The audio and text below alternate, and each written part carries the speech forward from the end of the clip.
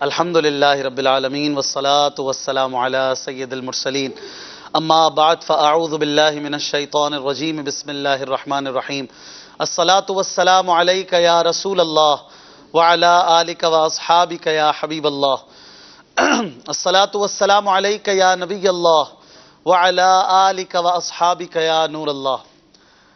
مدنی channel کے ناظرین، آپ دیکھ رہے ہیں سلسلہ انوار سحری ٹرانسمیشن میں مدنی چینل کا یہ سلسلہ الحمدللہ آپ یکم رمضان المبارک سے دیکھتے ہیں اور اس کی برکتیں ہم سب پانے کی کوشش کرتے ہیں۔ الحمدللہ اس سلسلے میں ہمارے علماء کرام، مدنی اسلامی بھائی، مفتیان کرام، پیارے پیارے نعت خواں اسلامی بھائی اور محترم تجربہ کار اراکین شورا اور دیگر ذمہ داران دعوت اسلامی مدنی پھول دیتے ہیں، نعتیں سناتے ہیں، تلاوت قرآن پاک الحمدللہ ہوا کرتی ہے اور بہترین انداز میں اللہ کی رحمت سے ہم سحری کے مبارک انوار کو پانے کی کوشش کرتے ہیں۔ مدنی چینل کے ناظرین، یہ رمضان المبارک اب اپنے اختتام کی طرف ہے اور اے کاش کہ ہمارا نام بھی ان میں آ جائے جن کی مغفرت ہو گئی ہے، جن پر انوار کی برسات ہوئی ہے اور ہم محروم نہ رہ جائیں۔ اس کے لیے ہمیں تڑپنے کی ادا اپنانی چاہیے، کوشش کرنی چاہیے کہ کسی بھی طرح مجھ سے کوئی مغفرت پانے والا کام ہو جائے، کوئی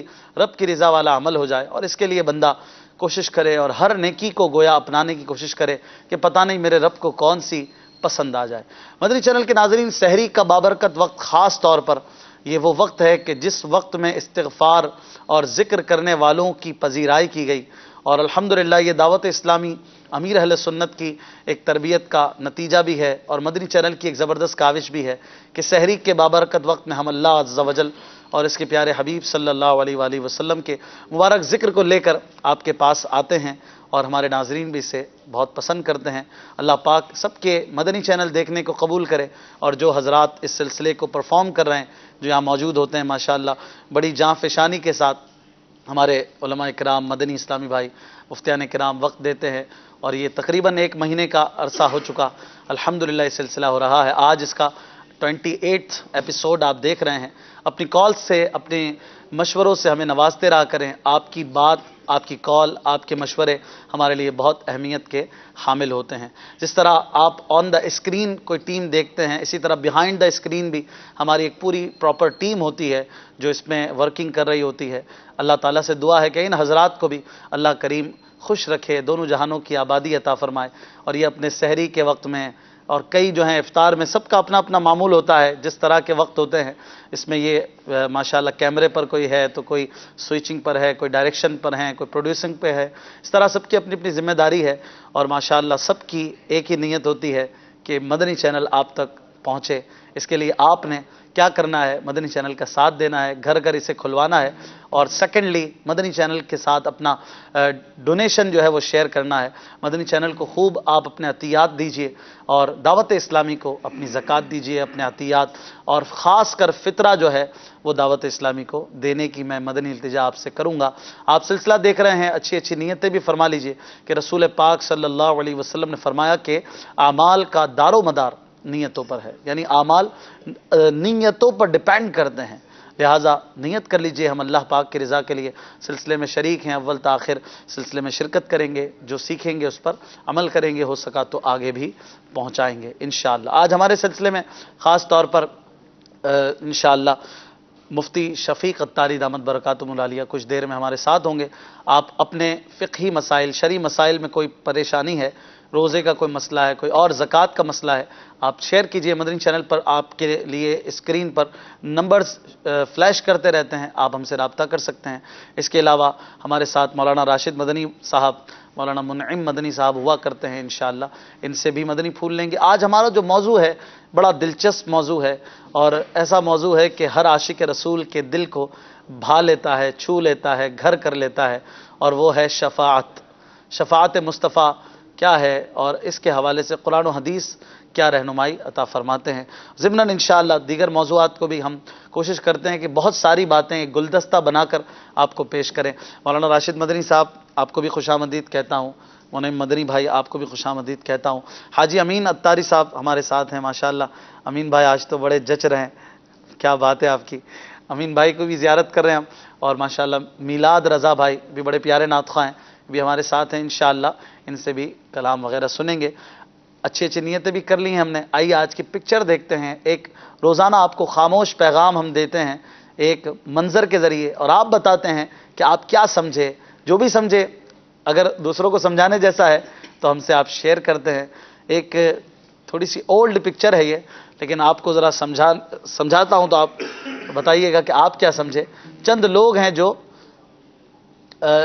چند باکسز کو آگے بڑھا رہے ہیں، دھکا دے رہے ہیں کسی سامان کو، اور ایک شخص ہے جو سرکل کو دھکا دے رہا ہے۔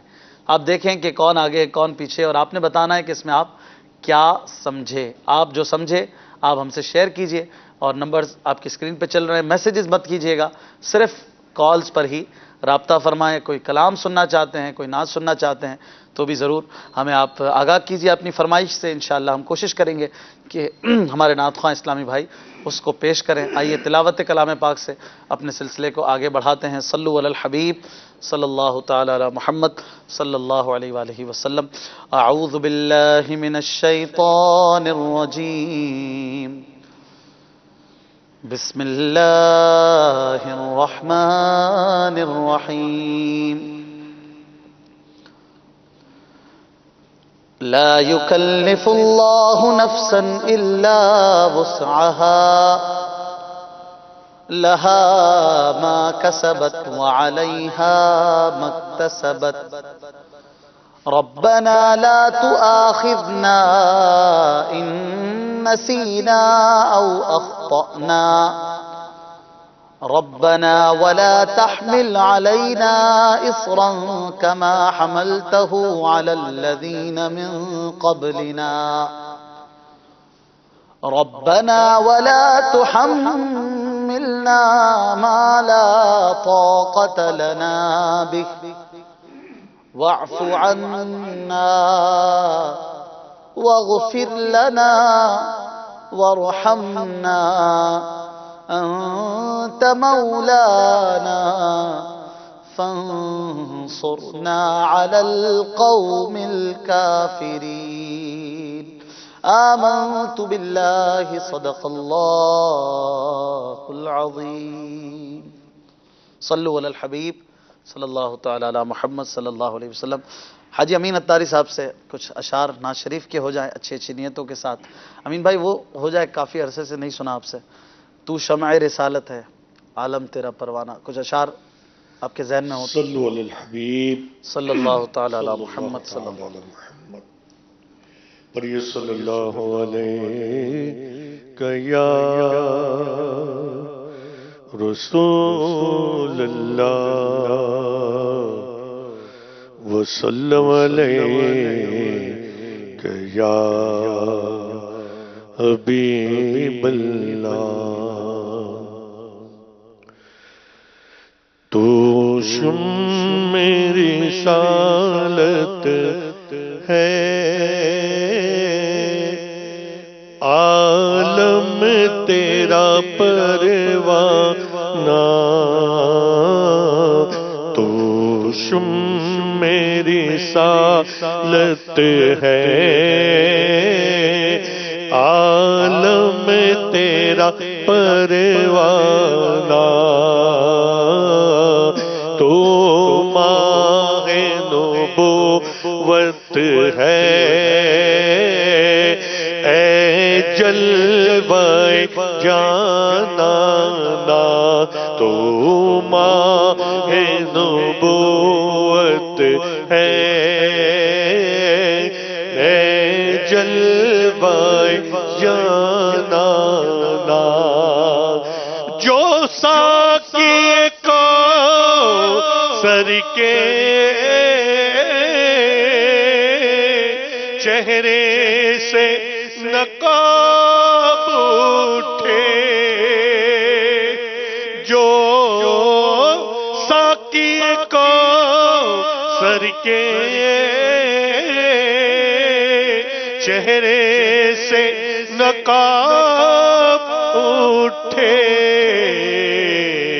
ہر دل بنے میں خانہ، ہر آنکھ ہو پیمانہ، ہر دل بنے خانہ، ہر آنکھ ہو پیمانہ، تو ماہ نبوت ہے، اے جلوہ جانا نا، ہر پھول میں بو تیری، ہر شمع میں ذات تیری، ہر پھول میں بو تیری، ہر شمع میں ذات تیری، بلبل ہے تیرا بلبل، پروانہ ہے پروانہ، بلبل ہے تیرا بلبل، پروانہ پروانہ، پیتے ہیں تیرے در کا، کھاتے ہیں تیرے در کا، پیتے ہیں تیرے در کا، کھاتے ہیں تیرے در کا، پانی ہے تیرا پانی، دانا ہے تیرا دانا، پانی ہے تیرا پانی، دانا تیرا دانا، وہ کہتے نہ کہتے کچھ، وہ کرتے نہ کرتے کچھ، اے کاش وہ سن لیتے مجھ سے میرا افسانہ، اے کاش وہ سن لیتے مجھ سے میرا افسانہ، ہر آرزو پر آئے سب حسرتیں پوری ہو، ہر آرزو پر آئے سب حسرتیں پوری ہو، وہ کان ذرا دھر کر سن لے میرا افسانہ، وہ کان ذرا دھر کر سن لے میرا افسانہ، سرکار کے جلووں سے روشن ہے دل نوری، سرکار کے جلووں سے روشن ہے دل نوری، تا حشر رہے روشن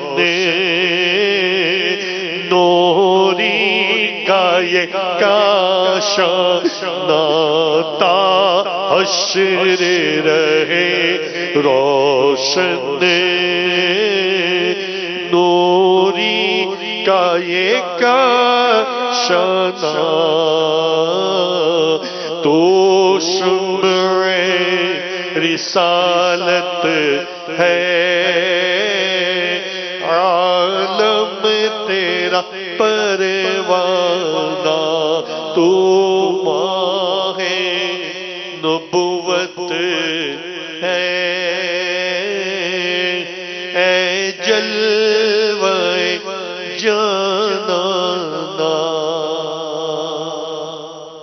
سبحان اللہ، ماشاء اللہ، کیا بات ہے۔ مفتی اعظم ہند مولانا مصطفیٰ رضا خان نوری رحمۃ اللہ تعالی علیہ کا کلام ہم سن رہے تھے۔ مدنی چینل کے ناظرین، کیا شان ہے اللہ والوں کی قلم کی، عشق رسول کے دریا بہتے ہیں ان کی نعتوں سے، سبحان اللہ۔ ان کی جو شانیں ہوتی ہیں یہ الگ ہوتی ہیں، ان کی زندگیاں بھی الگ ہوتی ہیں، ان کی نیچر بھی الگ ہوتی ہے۔ اللہ والے جو ہو جاتے ہیں راشد بھائی، اللہ والا جو ہو جاتا ہے پھر ہم اس کے اندر کیا تبدیلیاں دیکھتے ہیں؟ اللہ والا جو ہوتا ہے وہ اللہ تعالیٰ کی رحمت سے ایسا بن جاتا ہے کہ لوگوں کی زندگیوں کو تبدیل کرنے کا ذریعہ بن جاتا ہے۔ اور احادیث کا خلاصہ بھی ہے کہ اللہ والے وہ ہیں جنہیں دیکھ کر اللہ تعالیٰ یاد آ جائے۔ تو اللہ والے جو ہیں جہاں ظاہری ہدایت کا سبب بنتے ہیں، وہیں پر اللہ تعالیٰ کی مخلوق کو جو نعمتیں ملتی ہیں، روایات کا خلاصہ ہے کہ یہ اللہ والے نعمتیں پہنچنے کا بھی ذریعہ اور وسیلہ بنتے ہیں۔ اللہ ہمیں اللہ والوں کی قدر کرنے کی توفیق عطا فرمائے۔ اللہ والے غصہ کرتے ہیں کیا؟ دیکھیں، اللہ کا جو اللہ والے سے مراد کیا ہے؟ اللہ کا پسندیدہ بندہ، اللہ کا دوست، اللہ کا پیارا، اللہ کا بندہ اور اللہ کا حقیقی دوست جو ہے وہی ہوگا جو اچھی صفات کا حامل ہوگا، اور جن صفات سے شریعت مطہرہ نے منع کیا ہے ان صفات سے اجتناب کرنے والا ہوگا۔ تو غصہ بھی کچھ ایسا ہی ہے کہ عموماً غصہ جو ہے، عام طور پر جو غصے کی صورتیں ہیں اور جو غصہ نافذ کیا جاتا ہے وہ شرعاً ممنوع ہوتا ہے، اور بسا اوقات انسان کو غصہ جو ہے کفر تک بھی لے جاتا ہے۔ لیکن بعض معاملات ایسے ہیں جہاں غصہ ظاہر کرنا ضروری بھی ہوتا ہے، لیکن عموماً غصے کی تباہ کاریاں ہیں۔ نبی پاک علیہ السلام کی بارگاہ میں ایک شخص حاضر ہوا اور اس نے وصیت کے لیے عرض کی کہ مجھے وصیت اور نصیحت کیجیے۔ نبی پاک علیہ السلام نے جامع معنی الفاظ میں ارشاد فرمایا لا تغضب، غصہ نہ کرو، ولک الجنہ، اور تمہارے لیے ابو درداء رضی اللہ تعالیٰ عنہ تھے غالباً۔ جی، مختلف صحابہ کرام کا یہ ملتا ہے، لا تغضب، غصہ نہ کرو، ولک الجنہ، اچھا، تمہارے لیے جنت ہے۔ کیا بات۔ ایک بزرگ کا آج میں کال پڑھ رہا تھا، علامہ ابن رجب حنبلی رحمۃ اللہ تعالی علیہ کی کتاب ہے جو 40 کی شرح ہے عربی میں، اس میں ایک بزرگ کا فرمان آپ ذکر کرتے ہیں کہ غصہ ہر برائی کی چابی ہے۔ جب انسان کو غصہ آتا ہے، انسان طیش میں آتا ہے، تو پھر انسان عاقل ہونے کے باوجود عقل سے فائدہ نہیں اٹھا سکتا، اور بسا اوقات ایسے معاملات کر جاتا ہے غصے میں کہ غصہ ٹھنڈا ہونے کے بعد اس کو افسوس ہوتا ہے۔ مثال کے طور پر ایک بہت بڑی مثال جو ہے طلاق کی، جو ہمارے معاشرے کا ایک ناصور ہے کہ بات بات پر طلاق ہو جاتی ہے، وہاں بھی آپ دیکھیں گے تو تقریباً طلاق کی جو صورتیں ہوتی ہیں وہ غصے کی حالت میں ہوتی ہیں۔ پھر وہ عذر پیش کیا جاتا ہے کہ غصے میں طلاق ہوئی یا نہیں ہوئی۔ غصے کی وہ کیفیت کے عقل کام کرنا ہی چھوڑ دے، وہ ایک الگ معاملہ ہے کہ اس کی شرعی ثبوت ہوں تو پھر طلاق نہ ہو، لیکن عموماً غصے ہی میں طلاق ہوتی ہے۔ لوگ پوچھتے ہیں کہ کوئی تحفے میں تو طلاق دیتا نہیں ہے، آج تمہاری سالگرہ ہے چلو تمہیں طلاق دیتا ہوں، ایسا تو کوئی نہیں کرے گا، غصے میں ہی طلاق ہوتی ہے۔ ہاں، غصے میں طلاقیں ہوتی ہیں، گھر ٹوٹتے ہیں، سگا بھائی اپنے بھائی کو قتل کر دیتا ہے، اور نہ جانے دین اور دنیا کے کیسے کیسے خسارے انسان مول لیتا ہے اس غصے کی نحوست کی وجہ سے۔ اچھا، طلاق کی بات ہوئی تو مجھے یہ بتائیے کہ 3 طلاق جو دیتے ہیں، 3 طلاق دی، بعض لوگ سمجھتے ہیں 3 طلاق دیں گے تو ہی طلاق ہوگی، تو کیا 1 طلاق سے بھی طلاق ہو جاتی ہے؟ اللہ اکبر، یہ تو فقی صاحب بھی آ رہے ہیں، ان سے بھی پوچھیں گے، آپ کچھ ارشاد فرمائیں۔ طلاق تو 1 بھی ہو جائے گی نا، 1 دیں گے تب بھی؟ دیکھیں، 1 بھی ہو جائے گی، اور اگر طلاق، بعض لوگ یہ سمجھتے ہیں 3 طلاق نہیں دیں گے نا تو طلاق ہی نہیں ہوگی، وہ سمجھتے ہیں کہ مطلب یہ 1 تھپڑ مارا تو 1 ہے، 3 ماریں گے تو کس کے لگیں گے، تو اسی طرح 3 طلاق دیں گے تو زیادہ پڑ جائے گا، پکا ہوگا، اپنا ہی نقصان ہو جاتا ہے۔ یہ بس اپنی جہالت ہے کہ انسان جب نکاح کرتا ہے تو نکاح کے ضروری احکامات اور زوجین کے جو معاملات ہیں اور طلاق وغیرہ کے جو احکامات ہیں، یہ سیکھنا بندے پر شرعاً لازم ہو جاتا ہے۔ علم دین سے جہالت کا یہ نتیجہ ہوتا ہے کہ انسان ایسی غلطی کر جاتا ہے کہ 3 طلاقیں ہو گئی، اب ایسا ہو گیا کہ اب اس کا ایک ہی شرعی طریقہ ہے، وہ جب شرعی طریقہ بیان کیا جاتا ہے کہ اب حلال ہونے کی یہ صورت ہے تو پھر وہ نفس پر بڑی گراں ہو جاتی ہے۔ تو پھر ایک الگ ہی معاملہ ہے نا اس کی طرف، میں کہہ رہا ہوں غصہ کریں کیوں کہ پھر اس طرف آئیں، اور خاص طور پر جو میاں بیوی کے معاملات ہوتے ہیں اس میں ایک دوسرے پر غصے کی جو عادت بن جاتی ہے، پھر مرد جو ہے نا وہ ادھر ہی رکھتا ہے، طلاق کا جو لفظ ہے نا، طلاق دے دوں گا، زیادہ نہیں بات کر، طلاق دے دوں گا، مجھ سے لڑتی رہتی ہے میں طلاق دے دوں گا، میرا فون نہیں اٹھاتی ہے میں طلاق، ارے بھائی بار بار ایک ہی بات کرتے رہتے ہو، پھر جو ہے نا آخری پھر ایسا ہوتا ہے کہ وہ دے ہی دیتا ہے، اللہ نہ کرے، تو بھائی اس کو ڈسکس بھی نہ کریں، اس کو اپنے غصے میں اس کو کوئی بم کی طرح نہ یوز کریں کہ جدھر کوئی پرابلم ہوئی چنگاری کی طرح دیتے رہے، اور بات بول کے بھی اس کی اہمیت بھی ختم کر دیتے، وہ پھر سامنے والا بھی کہتا ہے امین بھائی یہاں دے دو یار، حالانکہ وہ نادان ہے بولنے والی، لیکن کیا ہوتا ہے کہ وہ غصے میں وہ بھی دے دو کیا ہو جائے گا، دے دو کیا ہو جائے گا۔ تو مرد کو بھی چاہیے کہ وہ اس طرح سے معاملہ رکھے کہ اس کی اہمیت اپنی جگہ پہ رکھے، اور یہ بات تو کرے ہی نہیں، کچھ بھی ہو جائے، کتنا بھی غصہ ہو۔ مولانا صاحب کیا فرمائیں گے؟ کتنا بھی غصہ ہو، اس کو ڈسکس، اس جملے کو نہیں لانا چاہیے۔ بسم اللہ الرحمن الرحیم۔ اشفاق بھائی، غصہ تو فطری عمل ہے، آ ہی جاتا ہے، غصے کا آنا یہ برا نہیں ہے، اور غصہ یہ انسان کی فطرت میں رکھا گیا ہے۔ غصے کا استعمال برا ہے کہ بھئی غصہ تو آ گیا، اب دیکھنا یہ ہے کہ آیا یہ غصے کا استعمال کیسا کرتا ہے۔ ٹھیک ہے، بعض لوگ کہتے ہیں مجھے غصہ آتا ہی نہیں ہے، نہیں، ایسا نہیں ہو یہ سکتا، غلط بات ہے نا۔ غصہ انسان کے اندر رکھا گیا ہے، غصہ آ ہی جاتا ہے، یہ فطری عمل ہے، لیکن غصے کا استعمال کیسا ہے؟ ہمارے اکابرین کا جو ہے وہ ان کی سوچ کیا ہوا کرتی تھی، اور وہ غصے کا استعمال کب کرتے تھے اور کب نہیں کرتے تھے۔ جہاں غصہ آنا چاہیے وہاں لازمی سی بات ہے، اور جہاں پر، کیونکہ حدیث پاک میں بھی ہے، بخاری شریف کی حدیث پاک ہے کہ پہلوان وہ نہیں ہے جو دوسرے کو پچھاڑ دے، پہلوان وہ ہے جو غصے کے وقت اپنے آپ کو قابو رکھے۔ یہ حدیث کا خلاصہ ہے۔ سبحان اللہ۔ اور غصے واپس ذرا ایک بار مکرر، کتنی پیاری بات کی آپ نے۔ پہلوان وہ نہیں ہے جو سامنے والے کو پچھاڑ دے، تو وہ پہلوان نہیں۔ ہمارے ہاں تو یہی معیار ہے پہلوانی کا کہ بھئی وہی ہے جس کے پہلوان تو پاس ہوتا ہی وہ ہے نا جو دوسرے کو پچھاڑ دے، لیکن حقیقت میں پہلوان وہ ہے جو غصے کے وقت اپنے آپ کو قابو رکھے۔ یہ بہت بڑا مرحلہ ہوتا ہے کہ اس وقت دیکھا جائے تو سب سے بڑا وار اپنے نفس کو پچھاڑنا ہی تو ہے۔ پچھاڑنا ہے۔ اس نے اس کو پچھاڑ دیا تو وہ ہے نا، اژدہا مارا، شیر مارا تو کیا مارا، بڑے موزی کو مارا، نفس امارہ کو گھر مارا۔ سارے نفس امارہ کو گر مارا۔ تو اس حوالے سے کہ پہلوان وہی ہے جو غصے کے وقت اپنے آپ کو قابو رکھے، اور حدیث پاک کا ایک مفہوم یہ بھی ہے کہ جو بندہ غصے میں اپنے آپ کو روکے گا نا، کل بروز قیامت رب اس سے اپنے عذاب کو روک لے گا۔ کتنی بڑی خوشخبری ہے اس بندے کے لیے جو غصے کے وقت اپنے آپ کو کنٹرول میں رکھتا ہے۔ اگر ہمیں بھی کوئی گالی دیتا ہے، کوئی مسئلہ ہو جاتا ہے، کسی سے جھگڑا ہو جاتا ہے، تو اس وقت درگزر سے کام لینا چاہیے، عفو درگزر سے کام لینا چاہیے۔ بندے کو چاہیے اسے معاف کر دے، غصے کو اس پر نافذ نہ کرے، کیونکہ حدیث پاک میں آتا ہے کہ جو بندہ غصے پر قدرت ہونے کے باوجود، یعنی چاہے تو اس کو نافذ کر سکتا ہے، اس کے باوجود اس پر کنٹرول کر لے، کل بروز قیامت اللہ تبارک و تعالیٰ اس کے دل کو اپنی رضا سے معمور کر دے گا۔ یعنی اللہ تبارک و تعالیٰ اس بندے سے راضی ہو جائے گا۔ اس سے بڑی کیا یعنی نوید مل سکتی ہے کہ اللہ تبارک و تعالیٰ اس سے راضی ہو رہا ہے۔ ہمارے اکابرین جو گزرے ہیں، ان کو اگر کوئی گالی بھی دیتا تھا، کوئی مسئلہ بھی ہو جاتا تھا، تو وہ بڑے پیارے انداز میں عفو درگزر کے ساتھ کام لیا کرتے تھے۔ امام شافعی رحمۃ اللہ تعالیٰ علیہ بہت بڑے امام گزرے ہیں، آپ کو ایک شخص نے گالی دی تو آپ نے کہا کہ اگر تو سچ کہتا ہے تو رب میری مغفرت فرمائے، اگر تو جھوٹ کہتا ہے تو رب تیری مغفرت فرمائے۔ اب اندازہ لگائیے کہ ادھر سے وہ گالی دے رہا ہے اور ادھر سے کیسا پیارا انداز ہے جواب دینے کا کہ اگر تو سچا ہے تو رب مجھے بخش دے، اگر تو جھوٹا ہے تو رب تجھے بخش دے۔ یعنی دونوں طرف جو ہے نا اچھا ہی مانگی، دونوں طرف اچھا ہی، اس کا بھی بھلا ہی مانگا، اس کو گالی نہیں دی کوئی۔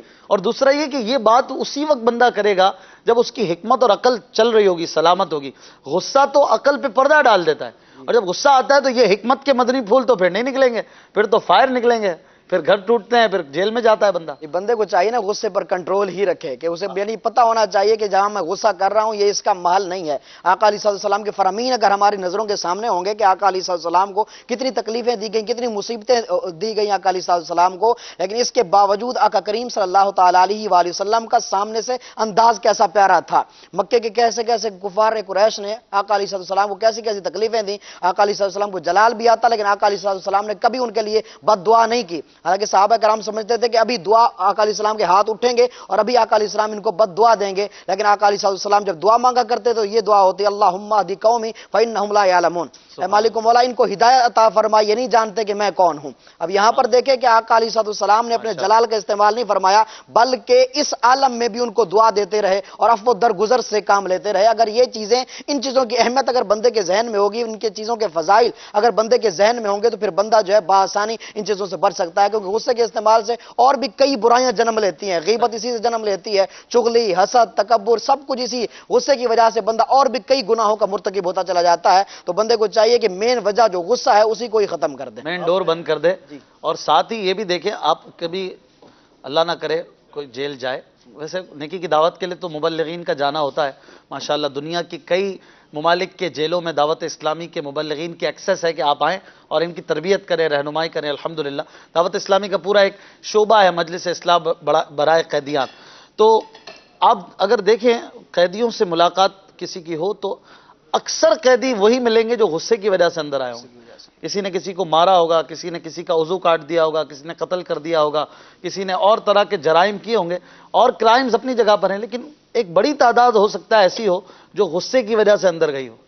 تو یہ بھی سوچنا چاہیے کہ میرا غصہ کہیں مجھے پابند سلاسل نہ کر دے. ہر کوئی ڈرتا ہے جیل سے، لیکن کہیں آپ کا غصہ آپ کو، یہ آپ کی پھونپھا جو ہے نا سب نکل جائے گی جیل میں جا کے. اللہ پاک محفوظ رکھے. ابھی آپ نے فرمایا نا اللہ والوں کو کیا غصہ آتا ہے. مفتی اعظم ہند کو غصہ آیا تھا، مگر اللہ کی رضا کے لیے، اللہ کے لیے آیا. آپ ایک فرماتے ہیں کہ مفتی اعظم ہند کو کسی نے اپنے گھر کی دعوت دی، آپ ان کے گھر پہ تشریف لے گئے، آپ کافی دیر بیٹھے ہوئے تھے، ایک نلکے کی ٹوٹی خراب تھی جس میں سے پانی ٹپک رہا تھا، مسلسل ٹپکے. اچھا آپ نے جب دیکھا تو آپ نے فرمایا کہ وہ پانی ٹپک رہا ہے اسے صحیح کروا لیں. تھوڑی دیر کے بعد واپس باتوں میں لگے، تھوڑی دیر کے بعد واپس آپ نے دیکھا وہی ٹپک رہا ہے. آپ نے فرمایا وہ میں نے کہا وہ اس کو بند کریں صحیح بند طرح کریں، یا اس کو صحیح. صحیح کریں، اس کو صحیح کروائیں، پانی ٹپک رہا ہے، اسراف ہو رہا ہے. انہوں نے واپس سے باتیں ہوئی، واپس باتوں میں لگ گئے، نہیں ہوا. تیسری مرتبہ آپ کو غصہ آ گیا، حضرت کو جلال آ گیا. جلال آ گیا. غصہ تو ہم کیا کہیں گے، بڑوں کے جلال لیے کہیں. جلال کہتے ہیں. اچھا جلال ہے. آپ نے فرمایا میں اس جگہ پر ہرگز بیٹھ ہی نہیں سکتا ہوں اللہ. جہاں پر یہ ناجائز کام ہو. اللہ اللہ میرے سامنے گناہ ہو رہا ہے، میں وہاں پر بیٹھ ہی نہیں سکتا ہوں. آپ اٹھے اور وہاں سے چل دیے. اللہ اکبر. تو یہ اللہ والوں کا غصہ، امین بھائی اس میں فرق ہے نا، ایک ہے اپنی ذات کے لیے ذات غصہ، کے لیے غصہ. ایک ہے شریعت کے نفاذ کے لیے. وہ تو غصہ آنا ہے، کم از کم غصہ کر کے یا کسی طریقے سے بھی اس کم کو روک نہیں سکتا ہے. ویسے تو چاہیے آغاز میں تو وہ بڑے لوگ تھے، ان کی بات اس طرح مانی جاتی تھی. عام لوگ کو، عام بندے کو تو چاہیے کہ وہ پیار سے، نرمی سے اور اس کو کرے، اور اندر اس کے غیظ ہو، اندر اس کو ایک فیل ہو یار یہ کیوں برائی ہو رہی ہے. گانے بجنے نہیں بھی رکوا سکتا تو ایٹ لیسٹ یہ تو کرے کہ یار یہ کیوں ہو رہا ہے، یار یہ برائی کیوں ہو رہی ہے، اس کا اندر ایک آگ لگے. اللہ کی نافرمانی دیکھ کر بعض بزرگان دین کے تو واقعات ایسے ملتے ہیں کہ پیشاب میں خون آنے لگتا تھا، کیونکہ وہ اللہ تعالیٰ کی نافرمانی نہیں دیکھ سکتے تھے. ان کا یہ مقام ہوا کرتا تھا. کیا فرماتے ہیں مفتی صاحب؟ بات آج شفاعت پر ہونی ہے، لیکن وہ غصے سے کچھ بات چلی تو غصے کے بارے میں کچھ مدنی پھول آپ سے بھی لے لیتے ہیں. بسم اللہ الرحمن الرحیم. نبی کریم صلی اللہ علیہ وسلم سے ایک صحابی نے عرض کی یا رسول اللہ صلی اللہ علیہ وسلم مجھے کچھ وصیت ارشاد فرمائیں، نصیحت مجھے فرمائیں. تو رسول اللہ صلی اللہ علیہ وآلہ وسلم نے اسے جو پہلی نصیحت فرمائی وہ یہی ارشاد فرمائی ولا تغضب، کہ غصہ مت کرو. اور کئی احادیث طیبہ ایسی ہیں کہ جن میں آپ صلی اللہ تعالی وسلم نے کئی مرتبہ بار بار ان چیز کی حکم ارشاد فرمایا کہ یہ چیزیں غصہ مت کرو. قرآن میں بھی تو ان کی تعریف کی گئی ہے نا. جی ہاں، والکاظمین الغیظ والعافین عن الناس واللہ یحب المحسنین. غصے کو پی جانے والے اور لوگوں کو معاف کرنے والے اللہ تعالیٰ احسان کرنے والوں کو پسند فرماتا سبحان ہے. اللہ. غصہ فی نفس ہی برا نہیں ہے. ٹھیک عوام میں جو مشہور ہے کہ غصہ حرام ہے، یہ بالکل غلط ہے. ٹھیک ہے. غصے کو مطلقاً ہم حرام یوں نہیں کہہ سکتے. ہاں، غصے کے عمومی جو بعد میں نتائج نکلتے ہیں وہ حرام کاموں پر ہی مشتمل ہوتے ہیں. انسان کو غصہ آیا تو کسی کو مار دے گا، صحیح. غصہ آنے کے بعد گالیاں دے گا، غصہ آنے کے بعد کوئی ایسا معاملہ کرے گا. تو یہ جو غصے کے بعد والے نتائج آئے یہ چونکہ حرام کاموں پر مشتمل ہوتے ہیں، اس لیے لوگوں نے اس کو حرام کہنا شروع کر دیا. لیکن فی نفس ہی یعنی اس نفس غصہ کو وہ حرام نہیں کہیں گے، بلکہ کئی جگہ پر غصہ خود مطلوب شرع ہے کہ غصہ آنا چاہیے. جیسے میں نے عرض کیا وہ درست عرض کیا نا، جی شریعت کے جو معاملات ہیں جی ہاں ان کے نفاذ بالکل میں اس طرح اندر ہے. ایک اسی طرح استاد ہے وہ اپنے شاگردوں پر، تو یہ کئی اعتبار سے یہاں پر اس کا غصہ کرنا وہ محمود ہوتا ہے، اچھا ہوتا ہے. آپ نے محمود کہا اور محمود بھائی بھی آ گئے. سبحان اللہ. چلے محمود بھائی کو بھی ویلکم کہتے ہیں. مگر یہ محمود دوسرے اچھا، معنوں میں یہ کون سا محمود ہے؟ محمود کا مطلب بھی آج بتا دیں. یہ محمود کا کیا مطلب؟ محمود مطلب اچھا، بہتر. یہ واقعی بہت اچھا ہے ماشاء اللہ. لیکن انہوں نے ان کو نفی کی کہ یہ محمود وہ نہیں ہے، ایسا نہیں ہے یار. ان کی یہ بھی وہ والا ہی محمود ہے، اچھا والا محمود مفتی ہے. صاحب دعا افطار میں آپ ان کے رنگ دیکھتے ہیں مفتی ماشاء صاحب اللہ. اشاروں میں سمجھ گئے کہ وہ محمود کے معنی ہو رہے ہیں اور یہ محمود ہو نہیں رہے نہیں، یہ بھی وہی والا ہے، اچھا والا ہی ہے. اچھا، تو یعنی یہ بہت پسندیدہ ہے. پسندیدہ، اور اچھا کام. محبوب شرع ہے یہ کام بعض اوقات. صحیح. اب استاد اگر اپنے بچوں پر شاگردوں پر اگر اس کو غصہ نہیں آئے صحیح. تو کئی اعتبار سے ان کی تربیت ہی نہیں ہو پائے گی.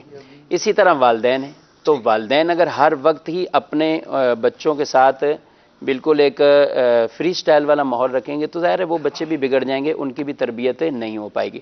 اسی طرح پیران اعظام بھی اپنے مریدوں پر یہ جلال فرمایا کرتے تھے یہ غصہ آنا وہاں بھی ایک اچھا عمل ہے, انہی کے فائدے کے لیے. جبکہ وہ معاملہ اپنے نفس کا نہیں ہے, روح رعایت شریعت مطہرہ کے معاملات کے اندر.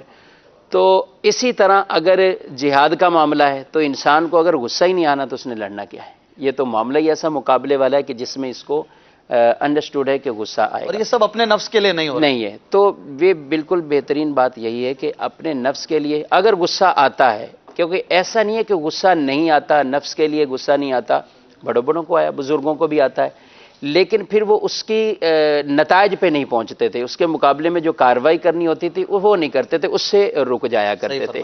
جیسے 3-4 دن پہلے بھی آپ نے وہ شیر خدا علی المرتضیٰ رضی اللہ تعالیٰ عنہ کا واقعہ سنا کہ جب دشمن نے ان کے چہرے پہ تھوک دیا تو آپ اتر آئے, باوجود اس کے ایک غلبہ تھا کہ اس کو مار دیتے, لیکن آپ اتر آئے اور وہ خود حیران ہوا کہ یا علی یہ کیا معاملہ ہے. تو فرمایا کہ یہ اب اس میں پہلے جو تھا جذبہ اس اور پہلے جو معاملات تھے اس کے اندر رضائے الہی تھی, لیکن اب نفس بھی اس میں شامل ہو چکا ہے. تو میں نہیں چاہتا کہ یہ دونوں معاملات اس طرح ہوں. مولا علی کا نام لیتے ہیں تو بجلی سی گونج جاتی ہے, جی ہاں, سا جاتا ہے دل اندر. تو کیا بات ہے, اور مولا مشکل کشا کی. تو ہم ان سے محبت کرنے والے ہیں, ان کے چاہنے والے ہیں, تو ان کی ان اداؤں کو بھی ہمیں پیش نظر. آپ واقعی صحیح بات ہے, غصے کی وجہ سے کئی معاملات اس طرح لڑائیاں ہوگی, بڑے بڑے فتنے ہو جاتے ہیں. ہم لوگ چونکہ عمومی طور پہ دارالفتہ میں آنے والے لوگ اور اس میں بالخصوص طلاق کے جو مسائل ہوتے ہیں, ہر دوسرا آدمی آ کر یہی کہہ رہا ہے کہ بس غصہ آ گیا تھا اس لیے طلاق دے دی, بس غصہ آ گیا تھا اس لیے طلاق دے دی. تو غصہ تو ظاہر ہے گھر میں اگر کوئی لڑائی ہوئی, کوئی ایسا معاملہ ہوا, ذرا ان سے یہی پوچھا جاتا ہے کہ آپ ذرا یہ بتائیے کہ معاشرے میں کون سا فرد ایسا ہے کہ بڑے بالکل خوش موڈ میں اندر اور ہنستا کھیلتا وہ بیوی کو طلاق دیتا ہو. ہر دوسرا آدمی غصے سے ہی طلاق دے رہا ہوتا ہے. تو یہ کہنا کہ غصے سے طلاق نہیں ہوتی, یہ بھی ایک لوگوں میں بڑی ایک غلط فہمی ہے کہ یہ غصہ آ گیا غصے سے طلاق نہیں ہوتی. صحیح. تو ایسا نہیں ہے کہ ہر غصے سے یعنی یہ کہا جائے کہ وہ غصہ ایسا تھا اور اس سے طلاق واقع نہیں. اور عام طور پہ غصے میں بعض لوگ جو طلاق دے دیتے ہیں پھر وہ بعد میں بڑے پچھتاتے ہیں, بہت ان کو ایک بہت ندامت ہوتی ہے. ان فقیر کے ان کندھوں نے کئی لوگوں کے آنسو جذب کیے ہیں, ان جوانوں کے کہ جنہوں نے غصے میں طلاق دی اور پھر اس کے بعد داڑے مار مار کے روتے تھے اور پریشان, دونوں طرف ادھر ٹکرے مار رہے ہیں. آپ کے بھی تجربہ ہوگا, بیوی کی طرف سے بھی ہوتا ہے بعض اوقات ایسی غصہ دلائے گی خواہ شوہر کو ذہن بنا کے رکھنا چاہیے نا. بالکل, شوہر تو اس کو زیادہ سمجھدار, کیونکہ شریعت مطہرہ نے شوہر کو طلاق کا حق دیا ہے, سپریم بنایا تو پھر اس کا حق بھی ادا کرے. اس وجہ سے بنایا ہے کہ یہ جذبات میں کہیں اس طریقے سے فیصلے نہ ہو جائے. تو عورت کو یہ حق نہیں دیا طلاق, شوہر کو ہی دیا ہے. تو اب شوہر کو ایسا ہی دانا ہونا چاہیے, عقل مند اور سمجھدار ہونا چاہیے کہ ٹھیک ہے کوئی ایسا معاملہ ہوا تو لازمی تھوڑی ہے کہ یہ 1 2 3 والا ہی سب سے پہلے آپشن ہے, اور بھی کئی آپشن موجود ہیں. تو یہ بالکل طلاق والا معاملہ اس میں نہیں لانا چاہیے. اچھا, بیویاں بھی ایسی جو غصے دلا دیں گی, تیش دلا دیں گی اور بعد میں وہ بھی روتی, ظاہر بچے ہیں گھر افسوس کرتے ہیں, ندامت دونوں کو. تو یہ سب معاملات ہیں. تو اس لیے رسول اللہ صلی اللہ علیہ وسلم کی حدیث ہے کہ جو بیوی بغیر کسی وجہ کے اپنے شوہر سے طلاق کا مطالبہ کرے تو اس پر جنت کی خوشبو بھی حرام ہے. اللہ اکبر. اور ایسی عورتوں کو منافق عورتیں قرار دیا گیا جو اپنے شوہروں سے بغیر کسی وجہ شرعی کے چھٹکارا مانگے اور ان سے اس طرح کا معاملہ کرے. اسی طرح شوہر پر بھی یہ بات آتی ہے کہ جب وہ بغیر کسی وجہ شرعی کے طلاق کا معاملہ کرتا ہے تو یہ بھی اس کے لیے بھی جائز نہیں. یہ جھگڑا جب بھی ہوتا ہے نا, عموماً سنا ہے, جھگڑا ہوتا ہے تو عورت باقاعدہ سامنے سے ڈیمانڈ کرتی ہے کہ آپ کیا کریں گے, ماریں گے نا مجھے, ماریں گے, آپ طلاق دیں مجھے, طلاق دیں آپ مجھے. اب اس کو اتنا بہکانا, ان کو اتنا وہ زور دینا کہ وہ سامنے والے کا ذہن بھی نہیں ہوتا, پھر وہ اس کی بات میں آ کر غصے میں آ کر وہ بول دیتا ہے. شوہر کو یہ بول دینا چاہیے صلو علی الحبیب. یہ تو معاملہ ہوتا تو معاملہ ہی سارا اور بیٹھ جائے, بیٹھ کے اور چلا جائے وضو کرنے غصہ آئے نہیں اس کو، بولے وضو کرنے چلا جائے دیگر یہ اگر یہ ان تقاضوں پہ جو غصے کے علاجات ہیں امیر علیہ سنت دامت برکاتہم العالیہ نے بھی لکھے ہیں، تو اگر ان پہ کوئی آئے گا تو سیر ہے، پھر مد مقابل ایسے تو نہیں کوئی لڑے گا۔ بہت اچھی باتیں ہو رہی ہیں، مفتی صاحب سے سیکھ رہے ہیں ماشاءاللہ۔ مفتی شفیق اتاری دامت برکاتہم العالیہ بھی ہمارے ساتھ ہیں، مولانا راشد مدنی صاحب، منعم مدنی بھائی بھی ہیں، اور ہمارے پیارے پیارے نعت خواں اسلامی بھائی بھی موجود ہیں۔ انشاءاللہ کنٹینیو کریں گے سلسلے کو۔ آج کی پکچر ایک بار پھر دکھا دیجئے ناظرین کو، کیا ہے آج کا منظر؟ ایک اولڈ پکچر ہے لیکن بڑی سبق آموز ہے ہم سب کے لیے۔ دیکھیں بہت سارے لوگ کچھ ورکنگ کر رہے ہیں لیکن ایک شخص سب سے آگے ہے، اس کی کیا وجہ ہے، وہ کیوں آگے ہے؟ اس تصویر کو آپ دیکھیں، اس کا جو کام ہے اس کا انداز دیکھیں اور آپ بتائیں آپ کیا سمجھے۔ بہت پیارا ایک مدنی پھول ہے اس کے تحت، اور انشاءاللہ اپنے مبلغین سے بھی لیں گے اس کے متعلق۔ کہہ رہے ہیں کہ شاید وہ جلدی آیا ہوگا، وہ جلدی آیا ہوگا، ٹھیک ہے۔ محمود بھائی کی باتیں ماشاءاللہ، مدینہ مدینہ۔ کچھ کالز دیجیے گا۔ میرا نام منیر اور میں باب المدینہ کراچی سے بول رہا ہوں۔ اشفاق بھائی، جو آپ نے ہمارے شہری میں پکچر دکھائی ہے، اس کا مطلب میں یہ سمجھتا ہوں کچھ لوگ احمقانہ حرکتیں کرتے ہیں، جیسے کہ ایک بندہ جو گول سرکل کلر کا باکس لے کے جا رہا ہے وہ نا تیزی سے جا رہا ہے، اور جو لوگ اسکوائر شیپ کا لے کے جا رہے ہیں وہ بہت مشکلوں سے لے کے جا رہے ہوں۔ جو لوگ اسکوائر کا لے کے جا رہے ہیں ان کو ابھی بھی نہیں ہو رہی کہ ہم لوگ بھی ایک سرکل کلر کا لے کے چلے جائیں، اور میں تو یہی سمجھا تھا لوگ احمقانہ حرکتیں کرتے ہیں جو ان کو پتہ بھی نہیں ہوتا میں احمقانہ حرکتیں کر رہا ہوں۔ ویری گڈ، بہت اچھی بات کی آپ نے۔ Don't work hard, work intelligently. یہ بہت اچھا مدنی پھول دیا آپ نے۔ سمجھداری کے ساتھ آپ تھوڑے وقت میں زیادہ کام بھی کر سکتے ہیں۔ مزید دیکھیں کیا مدنی پھول ملتے ہیں ہمارے ناظرین کی طرف سے۔ اگلی کال۔ عورت کا مسئلہ ہے کہ عورت کے جو مخصوص ایام ہوتے ہیں تو اس میں جو روزے نہیں رکھتی تو یہ روزے کیا قضا ہوں گے؟ جی حضور۔ رمضان کے روزے جو عورت اپنی اس شرعی عذر کی بنا پر نہیں رکھ پائی تو ان روزوں کی قضا ان پر لازم ہوگی۔ ان تمام روزوں کی قضا رمضان کے بعد وہ پوری کرنی ہے، تعداد پوری کرنی ہے۔ شریعت مطہرہ کی طرف سے عورتوں کو ان ایام میں نمازوں کی معافی ہے کہ وہ قضا بھی نہیں کرنی، نمازوں کی معافی، نمازیں قضا بھی نہیں ہیں۔ صحیح۔ اور لیکن روزے چونکہ سال میں ایک ہی بار ہیں، ان کی تعداد کو یاد رکھنا بھی آسان ہے، 6 ہیں چھوٹے، 5 چھوٹے ہیں یا 10 چھوٹے ہیں، جو بھی ان کے ایام ہیں، تو بہرحال ان کی قضا لازم ہوگی۔ ٹھیک ہے، اگلی کال دیجیے۔ مجھے سوال پوچھنا ہے کہ میرے بیوی جو دمے کی مریض ہیں وہ انہیلر استعمال کر سکتی ہیں روزے کی حالت میں؟ اپنی وائف کے لیے پوچھ رہے ہیں، روزے کی حالت میں وہ انہیلر یوز کر سکتی ہیں؟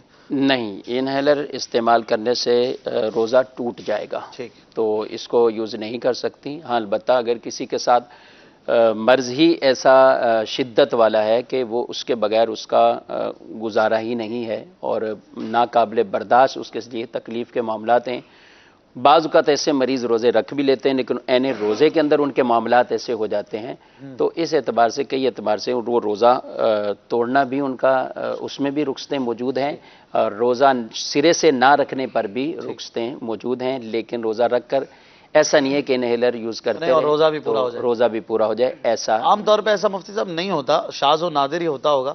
عام طور پہ اگر سحری میں آپ پمپ کر لیں تو پھر دن نکل جاتا ہے۔ جی ہاں، بہت کم ایسا ہوگا کہ جن کو بہت زیادہ ایکسٹریم لیول کا جو استما بہت ہوگا، زیادہ ہوتا کہ ان کے ساتھ پھر اس کی الگ بات ہے۔ مفتی صاحب نے پورا واضح مسئلہ بتا دیا۔ ایک صاحب ملے تھے مجھے، انہوں نے بتایا کہ 40 سے 50 سال تک میں نے یہ پمپ استعمال کیا روزے میں، پھر بعد میں ان کو مسئلہ پتا چلا، پھر بعد میں پتہ چلا۔ تو روزہ ٹوٹ گیا، عید کی قضا لازم ہے۔ اگلی کال دیجیے۔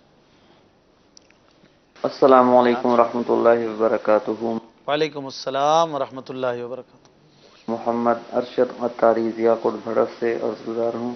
تصویر کے متعلق یہ کہنا چاہوں گا کہ میرے خیال میں یہ بتایا گیا ہے کہ بندے کو اگر محنت کرنی ہو تو اس کے ساتھ ساتھ عقل کا بھی استعمال ہونا چاہیے تاکہ محنت کا زیادہ سے زیادہ ثمر مل سکے، زیادہ فوائد حاصل ہوں۔ جیسا کہ دکھائی گئی تصویر میں پیچھے والے جتنے افراد ہیں وہ ایک چوکور وزن کو آگے گھسیٹ رہے ہیں جس کا گھسٹنا مشکل ہے، جبکہ آگے والا گول پتھر نما وزن کو آگے گھسیٹ رہا ہے، جو کہ اس نے عقل لگائی اور گول کا انتخاب کیا کہ گول چیز کو گھسیٹنے میں آسانی ہوتی ہے اور وہ آگے بڑھ جائے گا۔ تو तो अकल उसको इस रेस में जितवा देगी। वेरी गुड, माशाल्लाह, इंटेलिजेंट। होना आसानी से चलता है ना, इस वजह से। अगली कॉल। ये जो पूछना है, कज़ाए उम्री किस तरह अदा की जाती है? कज़ाए उम्री किस तरह अदा की जाती है हजरत? मुख्तसरन। कज़ाए उम्री जो भी वक्त मकरूह से हटकर उन औकात के अंदर नमाज को अदा किया जाएगा, क्योंकि मकरूह औकात के अंदर जैसे वक्ती नमाज भी जायज़ नहीं है, तो इसी तरीके से कज़ा उम्री भी नहीं पढ़ी जा सकती। हाँ, अलबत्ता अगर किसी की उस दिन की असर की नमाज रहती हो और वक्त मकरूह दाखिल हो जाए तो वो उसको उस पर पढ़ना फ़र्ज़ है वक्त मकरूह में भी, लेकिन इतनी ताख़ीर बिला उज़र करना ये जायज़ नहीं है। इनके अलावा औकात के अंदर वो कज़ा उम्री करें। अब उनका बेसिक लोग शायद ये समझते हैं कि कज़ा नमाज और आम नमाज़ों में फ़र्क है, अगर उसकी रियायत का ख्याल ना करेंगे तो नमाज ही नहीं होगी। पिछले दिनों एक आदमी मेरे पास आया, कह रहा हज़रत आम नमाज पढ़ना बड़ी आसान है, कज़ा उम्री बड़ी मुश्किल है। मैं बड़ा हैरान हुआ, कज़ा उम्री मुश्किल है, क्या हुआ? बोले ये तरीका एक क्यों नहीं है, एक में अगर हम कर लें तो बड़ी आसानी है। मैंने कहा हुआ क्या?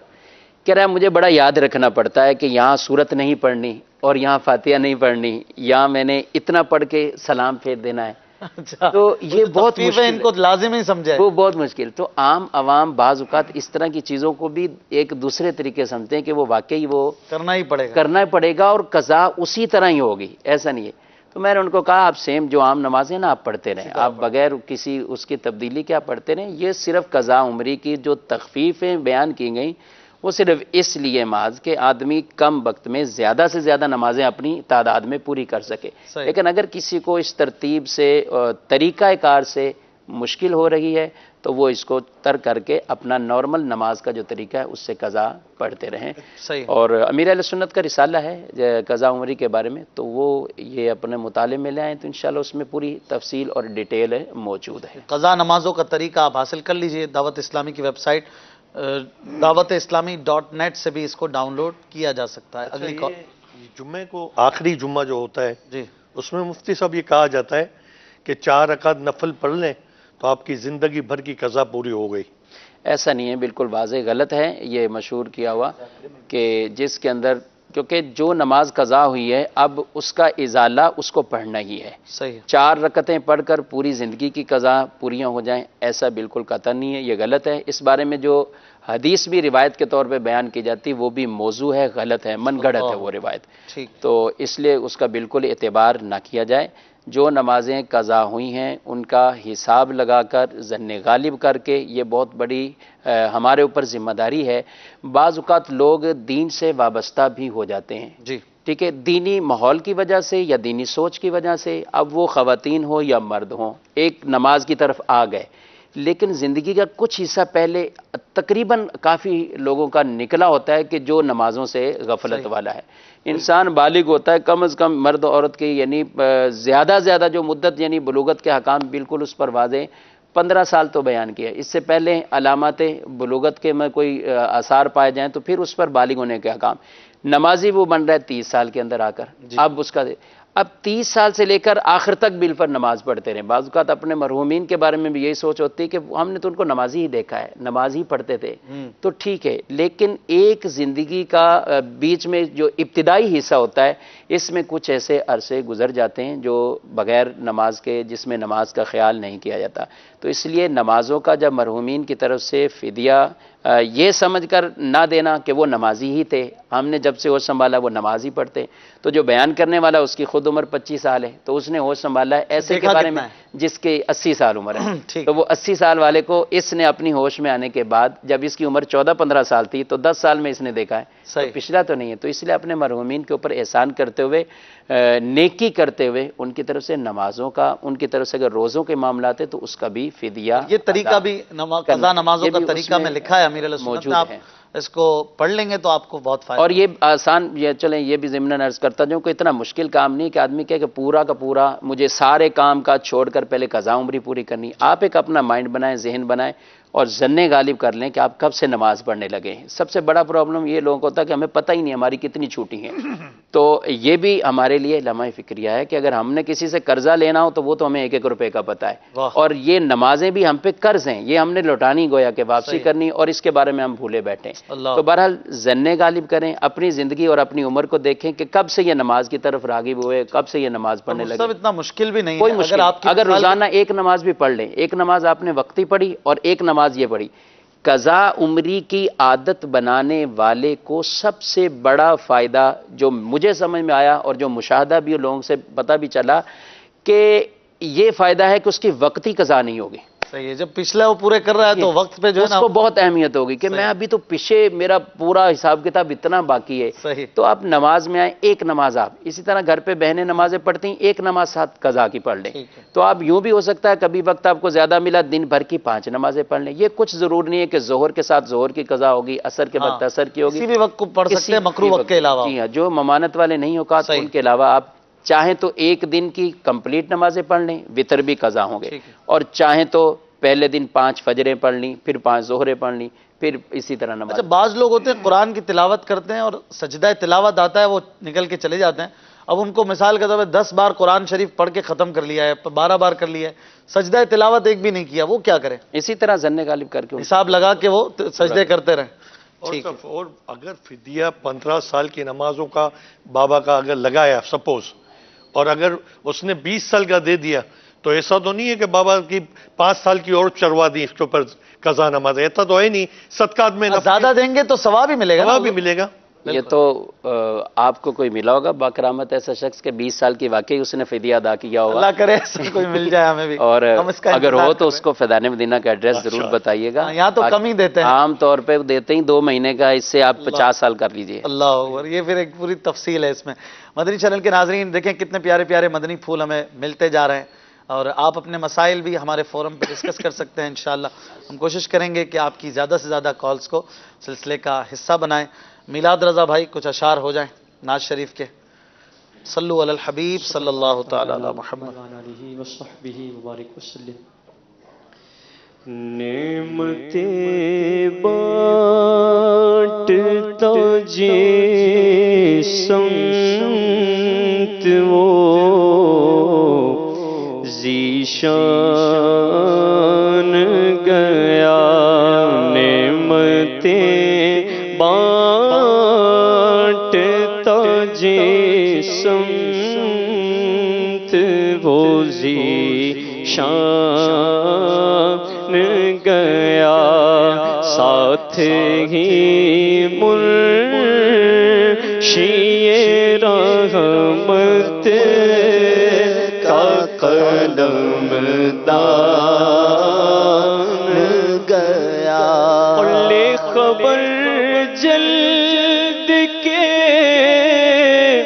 غیروں کی طرف دھیان گیا،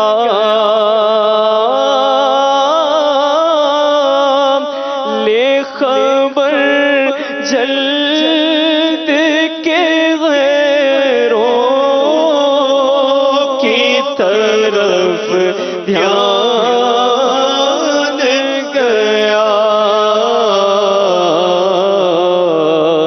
میرے مولا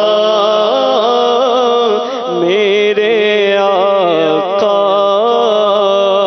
تیرے قربان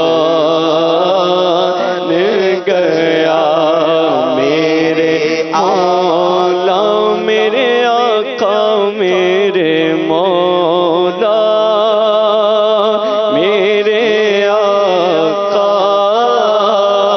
تیرے قربان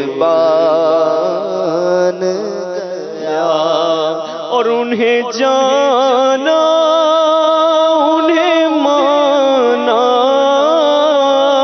نہ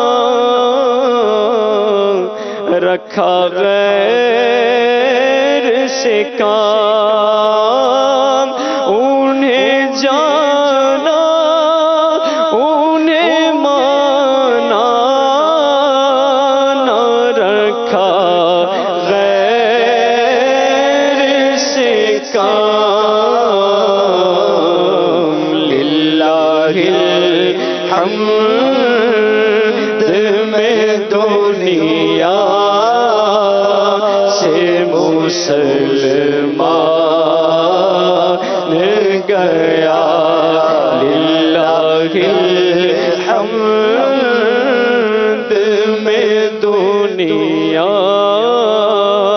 سے مسلمان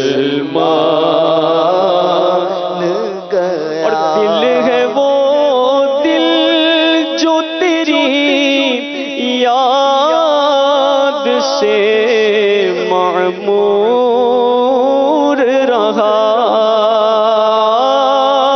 ارے دل ہے وہ دل جو تیری یاد سے معمور رہا. ارے سر ہے وہ سر جو تیرے قدموں پہ قربان گیا. سر ہے وہ سر آقا جو تیرے قدموں پہ قربان گیا.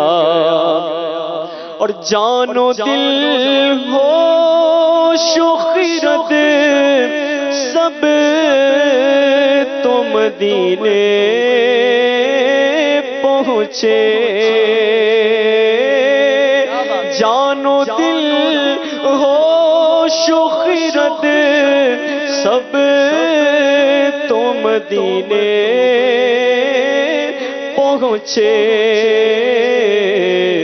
تم نہیں چلتے رضا سارا تو سامان گیا. تم نہیں چلتے رضا سارا تو سامان گیا. ماشاءاللہ کیا بات ہے. بڑے مختصر وقت میں اعلیٰ حضرت کے مبارک کلام کے زبردست اشعار میلاد رضا بھائی نے سنائے. ماشاءاللہ مدنی چینل کے ناظرین، غصے پر ہم نے کافی مدنی پھول لیے. قبلہ مفتی صاحب نے بھی اچھے اچھے مدنی پھول دیے. آج ہم شفاعت مصطفیٰ کے حوالے سے بھی کچھ مدنی پھول لیں گے. ہمارے سلسلے اب رمضان شریف جیسے کم دن رہ گئے ہیں، سلسلے بھی کم ہیں، کوشش کریں گے زیادہ سے زیادہ مدنی پھول آپ کی طرف بڑھائیں. اچھا مفتی صاحب، بعض لوگ کہتے ہیں اللہ تعالیٰ کو غصہ آیا، اللہ تعالیٰ کے غصے کے حوالے سے بات کرتے ہیں. کیا اللہ کے لیے یہ لفظ بول سکتے ہیں اللہ کو غصہ آتا ہے؟ اللہ تبارک و تعالیٰ کے لیے غصہ کا لفظ نہیں استعمال کرنا چاہیے. اس کی جگہ غضب یا جلال اس طرح کے الفاظ، اور باقی اس کا کوئی سخت حکم نہیں. کسی نے غصے کے لیے اللہ کے لیے بھی کر دیا استعمال. صحیح. تو وہ جو دن ہوگا جس دن اللہ تبارک و تعالیٰ کا غضب جو ہے یوں کہیں کہ سب سے زیادہ ہوگا، اور لوگ جو ہے نفسی نفسی کر رہے ہوں گے، ہر طرف بھاگ دوڑ جیسے لگی ہوگی، ہر کوئی اپنے آپ میں مست ہوگا، بس میں بچ جاؤں. نہ ماں کو بیٹے کی پڑی ہوگی، نہ باپ کو بیٹی کی پڑی ہوگی، نہ میاں کو بیوی کی پڑی ہوگی. اس دن ایک ہستی ہوگی جو ہمارے لیے سوچ رہی ہوگی، ہمارے لیے دوڑ رہی ہوگی، ہمارے لیے لپک رہی ہوگی، ہمیں پلا رہی ہوگی، ہمیں جنت میں داخل کروا رہی ہوگی. اسی کا نام شفاعت مصطفیٰ ہے. شفاعت کو قرآن و حدیث کے پیرائے میں کس طرح بیان کریں گے؟ کیا قرآن و حدیث میں اس کے بارے میں کہا گیا؟ شفاعت، اس کا لغتاً تو معنی یہ ہے کہ سفارش کرنا، کسی کی سفارش کرنا. اور یہاں شفاعت سے مراد یہ ہے کہ اللہ کے حضور اپنے امتیوں کی سفارش کرنا، گناہگاروں کی سفارش کرنا، ان کی مغفرت کا سبب اور ذریعہ بن جانا. تو نبی رحمت صلی اللہ علیہ وسلم، جیسا کہ آپ نے کہا کہ قیامت کے دن آپ شفاعت فرمائیں گے، اور قیامت کے دن آپ اپنے امتیوں کے لیے کبھی ادھر جا رہے ہوں گے کبھی ادھر. حضرت انس بن مالک نے جب رسول اللہ صلی اللہ علیہ وسلم سے پوچھا کہ میں آپ کو قیامت کے دن کہاں پاؤں، سبحان اللہ، تو ارشاد فرمایا میزان پہ آ جانا. یا رسول اللہ یہاں نہ ہو تو پھر حوض کوثر پہ آ جاؤ، وہاں نہ ہو تو پل صراط پہ آ جاؤ. تو یہی ہے کہ نبی کریم علیہ السلام اپنی امت پر اس قدر شفقت اور محبت فرماتے ہوئے آپ قیامت کے دن ان کی اس طرح اللہ کے حضور سفارشیں کریں گے. سبحان اللہ. عقیدہ شفاعت کے حوالے سے اشفاق بھائی، وہ یہ ہے کہ اللہ تبارک و تعالیٰ کی بارگاہ میں اللہ کے حضور اللہ ہی ہر چیز کا مالک ہے، اللہ ہی مختار ہے. رب نہ چاہے تو ایک ذرہ بھی ادھر سے ادھر نہیں ہو سکتا. اور رب کے اختیار دیے بغیر کسی کو ایسا کوئی اختیار بھی نہیں ہو سکتا۔ ہمارا اس بارے میں عقیدہ اور ایمان یہ ہے کہ شفاعت اللہ تبارک و تعالیٰ کے اذن سے، اللہ کے حکم سے اور اللہ کی عطا سے یہ شفاعت والا معاملہ بھی اجازت ہی رب کی ہے۔ جی اجازت ہی رب کی۔ اگر بعض اوقات ایسا ہوتا ہے کہ مطلقاً شفاعت کا انکار کر دیا جاتا ہے، ویسے ہی شفاعت کو کہ شفاعت ہوگی نہیں، کچھ ہی نہیں ہوگا، بالکل آیات مبارکہ قرآن پاک میں مختلف قسم کی ہوتی ہیں، لیکن ان کے اندر تطبیق کی راہ کیا ہے یا اس آیت کی تفسیر تشریح کیا یہی ہے جو ہم سنا رہے ہیں؟ تو اس بارے میں ایک حدیث بھی ہے کہ بعض لوگ ایسے ہوں گے کہ جو آیات بتوں کے حق میں نازل ہوئیں وہ مومنوں پر چسپاں کریں گے۔ ٹھیک۔ تو یعنی بعض آیات ایسی ہوتی ہیں جیسے من دون اللہ کی تشریح کو اگر ہم پڑھتے ہیں، اور اسی طریقے سے اور آیات کہ جن میں واضح طور پر وہ پس منظر اور اس کی تشریح وہ ان کو بارے میں ہے کہ جو آج اللہ کی عبادت چھوڑ کر کسی غیر خدا کو معبود بنایا ہوا ہے، اس کے آگے سجدہ کر رہا ہے، تو ان کی مذمت بیان کی کہ یہ تمہیں نفع نہیں دیں گے، یہ تمہیں کیا فائدہ پہنچائیں گے، شفاعت بھی نہیں، یہ کچھ بھی نہیں ہے، شفاعت بھی نہیں کریں گے، نہ بچا پائیں گے، کوئی کام آنے والی یہ چیز نہیں ہے۔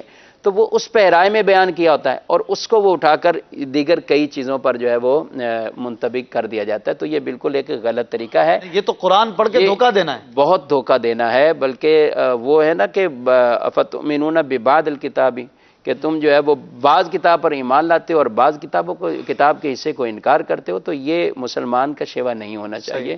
ان کا یہ کہ پوری آیات کو پورے طریقے سے سمجھیں اور وہی صحیح جو درست بات ہے وہی آگے پہنچانی چاہیے۔ تو ہم اگر آیت الکرسی دیکھ لیں، ہر مسلمان کو یاد ہے، بچے کو یاد ہے آیت الکرسی۔ ٹھیک ہے۔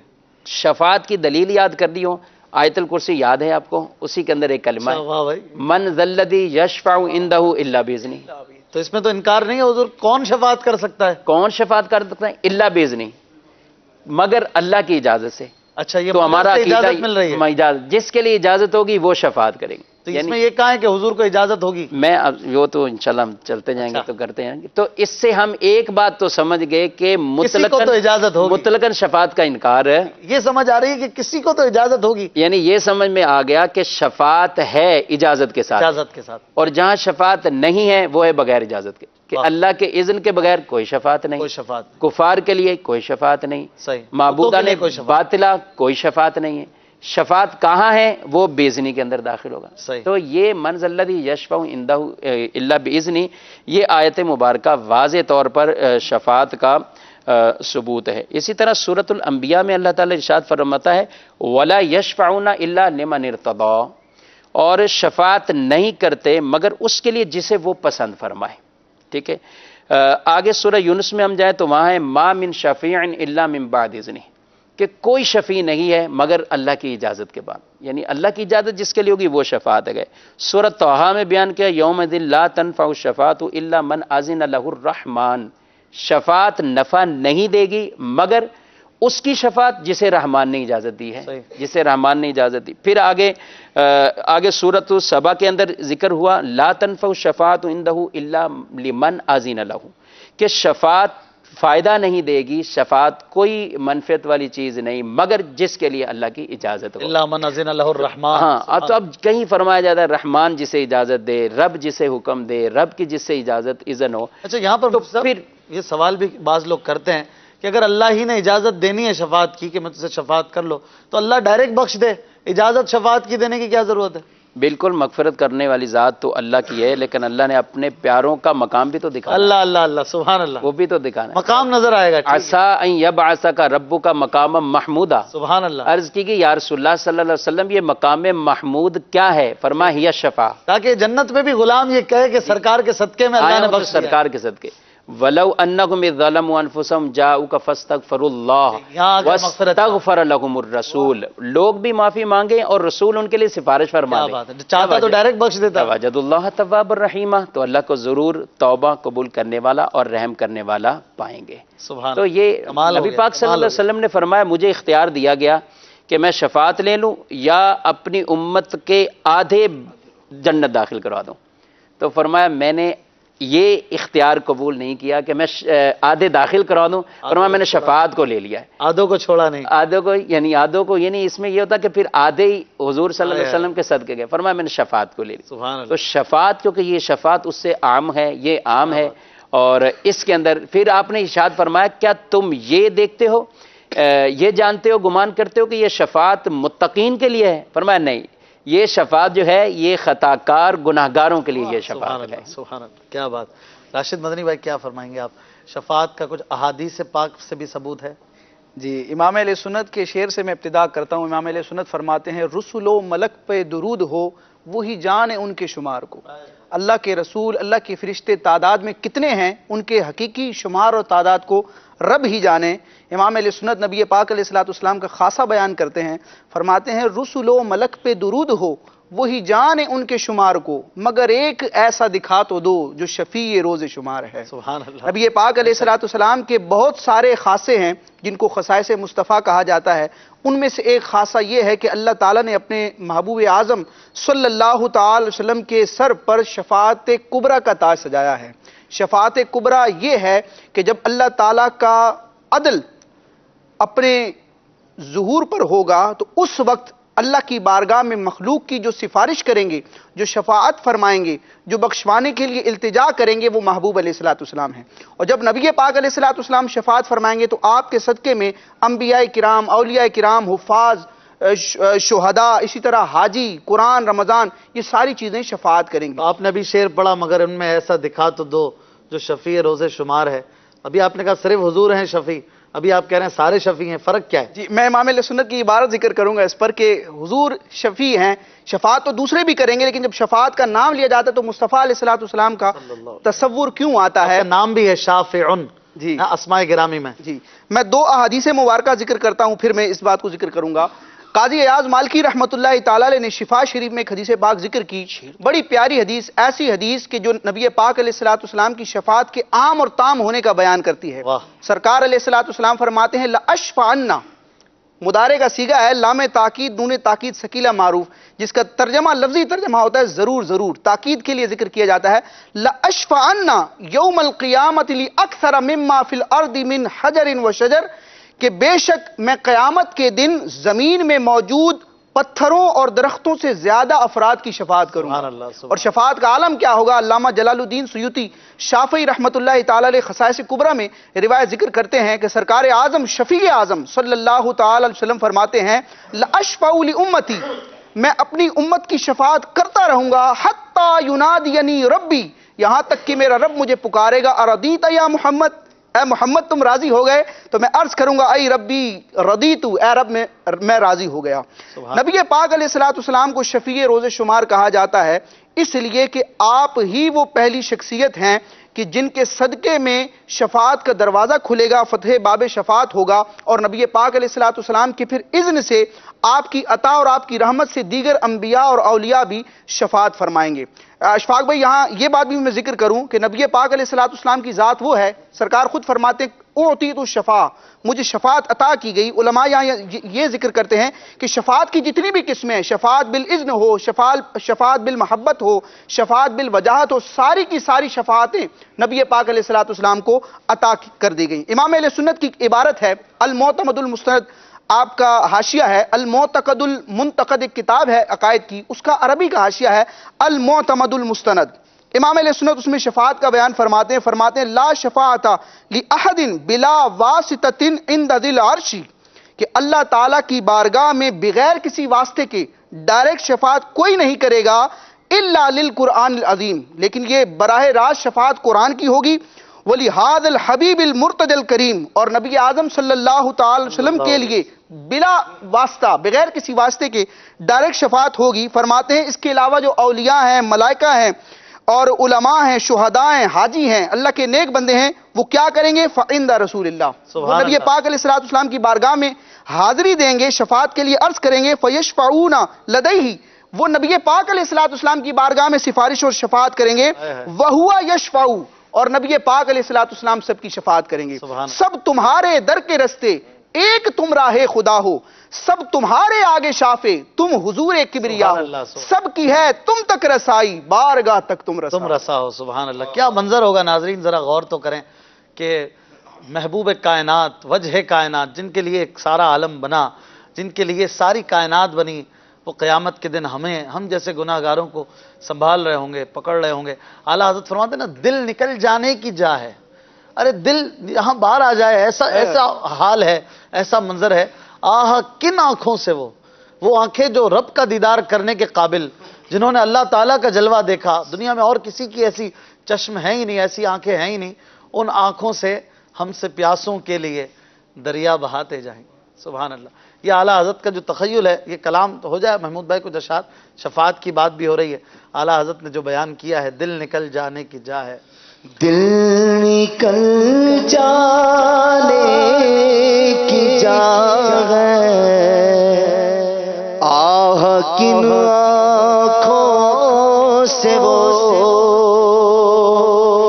دل نکل جانے کی جا ہے، آہ کن آنکھوں سے وہ ہم سے پیاسوں کے لیے دریا بہاتے جائیں گے.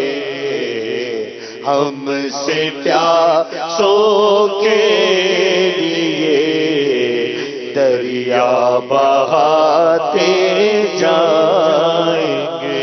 پیش حق مجدہ شفاعت کا سناتے جائیں گے. آپ روتے جائیں گے، ہم کو ہنساتے جائیں گے.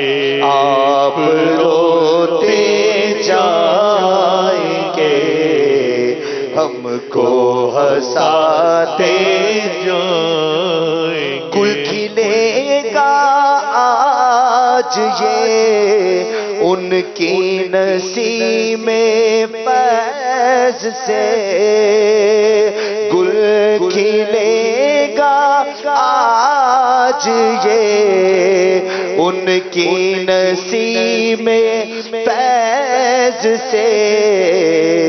خون روتے آئیں گے، ہم مسکراتے جائیں گے. خون روتے آئیں گے، ہم مسکراتے جائیں گے. ہاں چلو حسرت زدو، سنتے ہیں وہ دن آج ہے. ہاں چلو حسرت زدو، سنتے ہیں وہ دن آج ہے. تھی خبر جس کی کہ وہ جلوہ دکھاتے جائیں گے. آج عید عاشقہ ہے، گر خدا چاہے کہ وہ آج عید عاشقہ ہے، گر خدا چاہے کہ وہ اب روئے پیوستہ کا عالم دکھاتے جائیں گے. کچھ خبر بھی ہے فقیروں، آج وہ دن ہے کہ وہ کچھ خبر بھی ہے فقیروں، آج وہ دن ہے کہ وہ نعمت خلق اپنے صدقے میں لوٹاتے جائیں گے. خاک افتاد دو بس ان کے آنے ہی کی دیر ہے، خود وہ گر کر سجدے میں تم کو اٹھاتے جائیں گے. وہ وسعتیں دی ہے خدا نے دامن محبوب کو، جرم کھلتے جائیں گے اور وہ چھپاتے لوگ آئے مسکراتے ہم مسیروں کی طرف، لو وہ آیا میرا حامی میرا غم خار آ گئی جا تن بے جا میں یہ آنا کیا، پھر مجھے دامن اقدس میں چھپا لے سرور اور فرمائے ہٹو اس پہ تقاضا کیا ہے، بندہ آزاد شدہ ہے یہ ہمارے در کا، کیسا لیتے ہو حساب اس پہ تمہارا کیا ہے، لو وہ آئے مسکراتے ہم اسیروں کی طرف، خرمن حسیاں پہ اب بجلی گراتے جائیں، آنکھ کھولو غمزدو دیکھو وہ گریا آئے ہیں، آنکھ کھولو غمزدو دیکھو وہ گریا آئے ہیں، لوح دل سے نقش غم کو اب مٹاتے جائیں گے، سوختہ جانوں پہ وہ پرجوش رحمت آئے ہیں، آب کوثر سے لگی دل کی بجھاتے جائیں گے، آفتاب ان کا ہی چمکے گا جب اوروں کے چراغ، سرسر جوش بلا سے جھلملاتے جائیں گے، سرور دل لیجئے اپنے ناتوانوں کی خبر، سرور دل لیجئے اپنے ناتوانوں کی خبر، نفس و شیطان سیدہ کب تک دباتے جائیں گے، حشر تک ڈالیں گے ہم پیدائش مولا کی دھوم، حشر تک ڈالیں گے ہم پیدائش مولا کی دھوم، وہی دھوم کی ہے ماشاءاللہ، مٹ گئے آپ مٹانے والے، حشر تک ڈالیں گے ہم پیدائش مولا کی دھوم،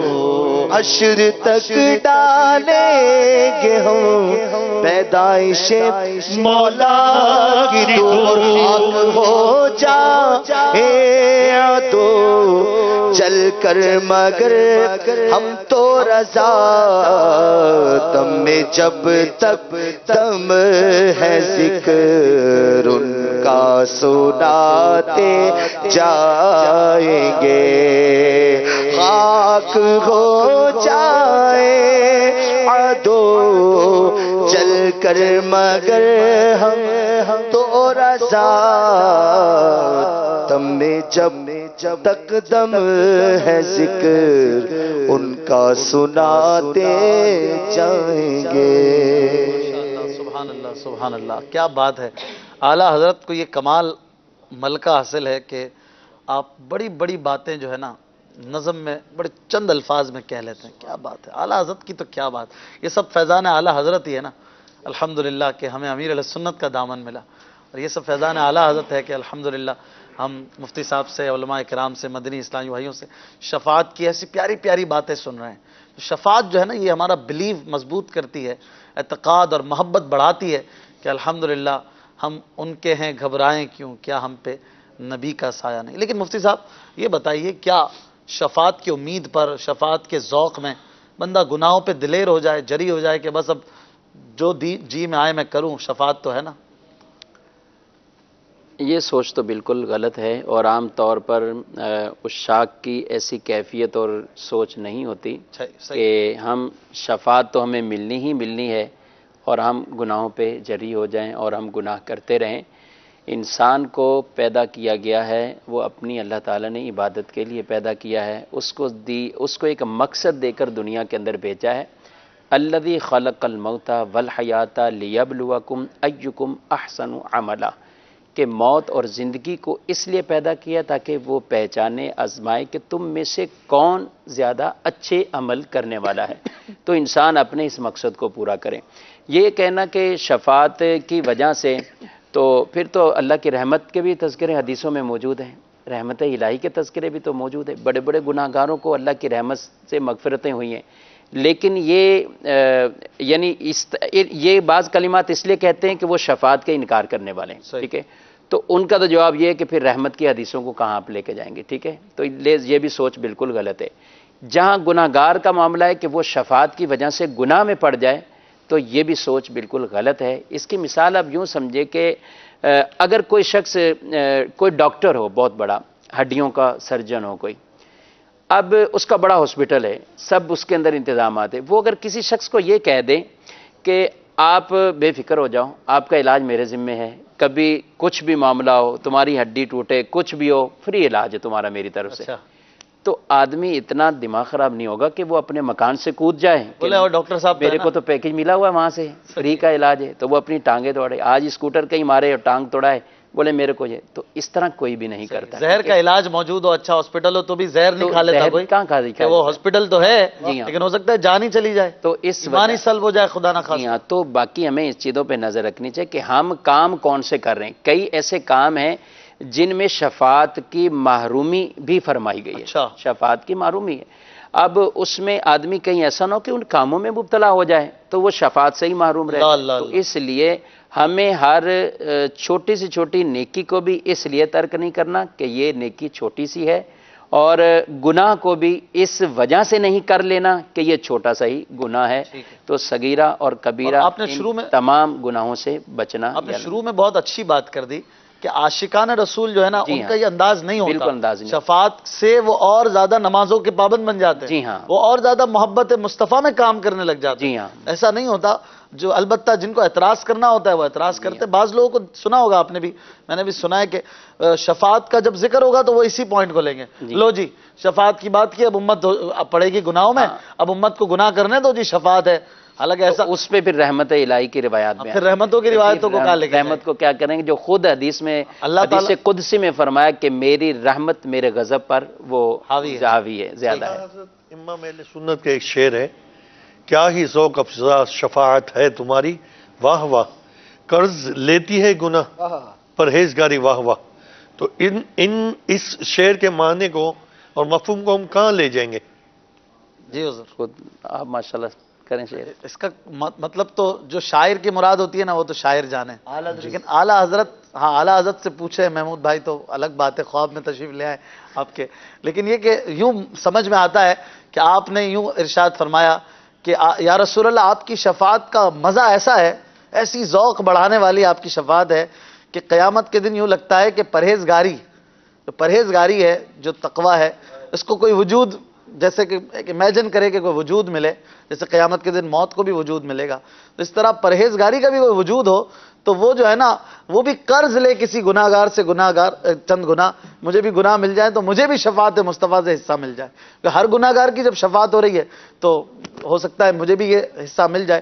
تو ایک تصور کی، تخیل کی بات ہے کہ پرہیزگاری بھی سرکار کی شفاعت کے لیے مچل رہی ہو، اور پرہیزگاری نہ کہ پرہیزگار، وہ ایک الگ بات ہے، علماء کرام نے پرہیزگار بھی لکھا ہے کہ پرہیزگار بھی جو ہے نا وہ قیامت کے دن گویا سمجھانے کے لیے کہ گویا شفاعت مصطفیٰ سے حصہ لینے کے لیے اس طرح کرے، لیکن یہ صرف سمجھانے کے لیے۔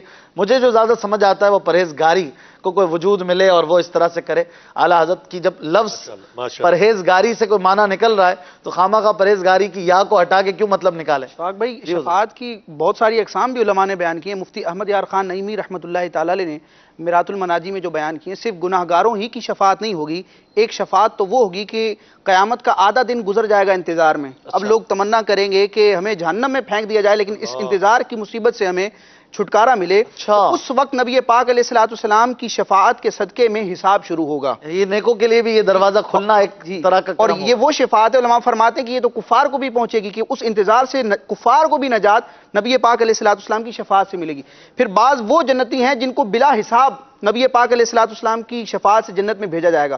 بعض جو جنت میں جا چکے ان کے درجات کی بلندی نبی پاک علیہ السلام کی شفاعت سے ہوگی، حتیٰ کہ انبیاء کرام کی بھی شفاعت نبی پاک علیہ السلام فرمائے۔ اس پر میں ایک حدیث پاک ذکر کرنا چاہوں گا۔ آپ نے حدیث پاک کا ذکر کیا کہ شفاعت پر حدیث ہے۔ امام اہل سنت سے سوال ہوا کہ کیا نبی پاک علیہ السلام کا شفیع ہونا کسی حدیث سے ثابت ہے؟ امام اہل سنت نے تعجب کا اظہار فرمایا اور اس مختصر سے سوال کے جواب میں پوری کتاب تحریر فرمائی، اسماء الاربعین فی شفاعت سید المحبوبین، اور آپ نے شفاعت مصطفیٰ پر تقریباً 40 احادیث بیان فرمائی۔ ایک حدیث میں ذکر کرتا ہوں، صحیح مسلم کی روایت ہے، حضرت ابی بن کعب رضی اللہ تعالیٰ عنہ روایت کرتے ہیں کہ نبی پاک علیہ السلام نے ارشاد فرمایا کہ اللہ نے مجھے 3 سوال عطا کیے۔ ویسے تو اللہ کا ہر نبی مستجاب الدعوات ہے، اللہ کے نبی کی دعا قبول ہوتی ہے، لیکن خصوصیت کے ساتھ میرے رب نے مجھے 3 سوال عطا کیے۔ سرکار فرماتے ہیں میں نے دنیا میں عرض کی اللہم اغفر لی امتی، اللہم اغفر لی امتی، یا اللہ میری امت کو بخش دے، میری امت کو بخش دے۔ 2 دعائیں دنیا میں کر لی، تیسری دعا ارشاد فرمایا وَأَخَّرْتُ الثَّالِثَةَ لِيَوْمٍ، تیسری دعا کو میں نے اس دن کے لیے مؤخر کر دیا ہے۔ اب آگے میں روایت پڑھنے سے پہلے یہ ذکر کروں گا کہ اللہ تعالیٰ کی مخلوق میں سب سے افضل نبی پاک علیہ السلام ہیں، سرکار سے افضل کوئی نہیں، رسولوں میں بھی۔ نبی پاک علیہ السلام کے بعد اگر مخلوق میں کوئی افضل ہے، بڑے مرتبے والا ہے، تو وہ حضرت سیدنا ابراہیم خلیل اللہ علی نبینا علیہ السلام ہیں، جو نبی پاک علیہ السلام کے بھی جد امجد ہیں۔ سرکار فرماتے ہیں وَأَخَّرْتُ الثَّالِثَةَ لِيَوْمٍ يَرْغَبُ إِلَيَّ الْخَلْقُكُمْ حَتَّى ابراہیم علیہ السلام، اور تیسری دعا کو اس دن کے لیے مؤخر کر دیا ہے جس دن ساری مخلوق، ساری خدائی، حتیٰ کہ ابراہیم علیہ السلام بھی میرے نیاز مند ہوں گے، میرے محتاج ہوں گے، میری شفاعت کے ملتجی ہوں گے، سوالی ہوں گے۔ امام اہل سنت اس مسلم شریف کی حدیث کا ترجمہ کرتے ہیں کہ وہ جہنم میں گیا جو ان سے مستغنی ہوا ہے، خلیل اللہ کو حاجت رسول اللہ۔ سبحان اللہ۔ منعم مدنی صاحب کیا فرمائیں گے شفاعت کے بارے میں؟ بسم اللہ الرحمن الرحیم۔ شفاعت کے حوالے سے ماشاءاللہ استاد صاحب نے اور قبلہ راشد بھائی نے بہت اچھی وضاحت کر دی ہے۔ چند باتیں عرض کرتا ہوں شفاعت کے حوالے سے۔ آقا علیہ السلام کی شفاعت جو ہے، آقا علیہ السلام نے خود ارشاد فرمایا شفاعتی لأہل الکبائر من امتی، میری امت کے جو بڑے گناہگار ہیں میری شفاعت ان کے لیے ہے۔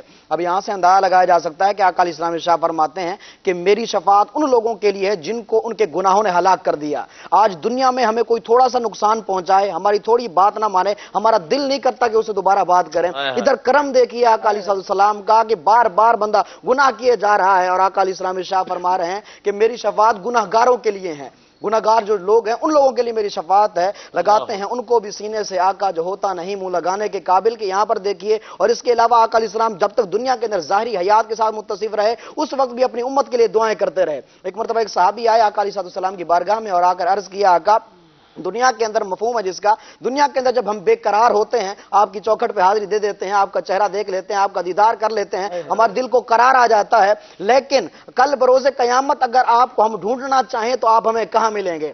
تو آقا علیہ السلام نے ارشاد فرمایا کہ میں 3 مقام پر ہوں گا۔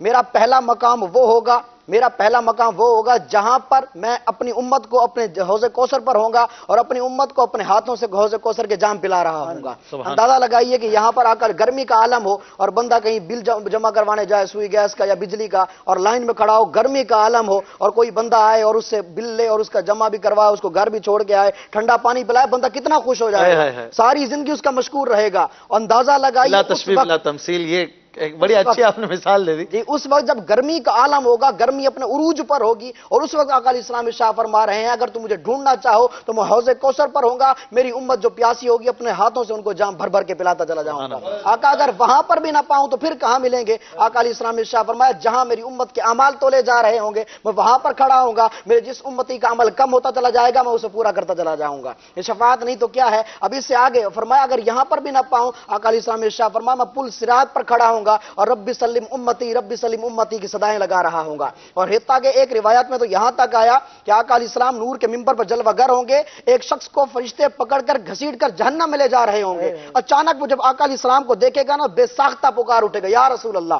جیسے وہ یا رسول اللہ کہے گا, آقا علیہ السلام ارشاد فرماتے ہیں میں تیزی کے ساتھ جلدی کے ساتھ دوڑتا ہوا اس کی طرف جاؤں گا, حتیٰ کہ جو میرے پاس چادر ہوگی وہ بھی میرے یعنی کندھے سے نیچے گر رہی ہوگی, میں اتنے جلدی کے ساتھ جاؤں گا اور اس کو دوبارہ میدان میزان میں لاؤں گا. فرشتے کہیں گے آقا اس کا تو نام اعمال ہو گیا, اس کا حساب ہو گیا, لیکن آقا علیہ السلام ارشاد فرمائیں گے اس کے اعمال کو دوبارہ تولا جائے.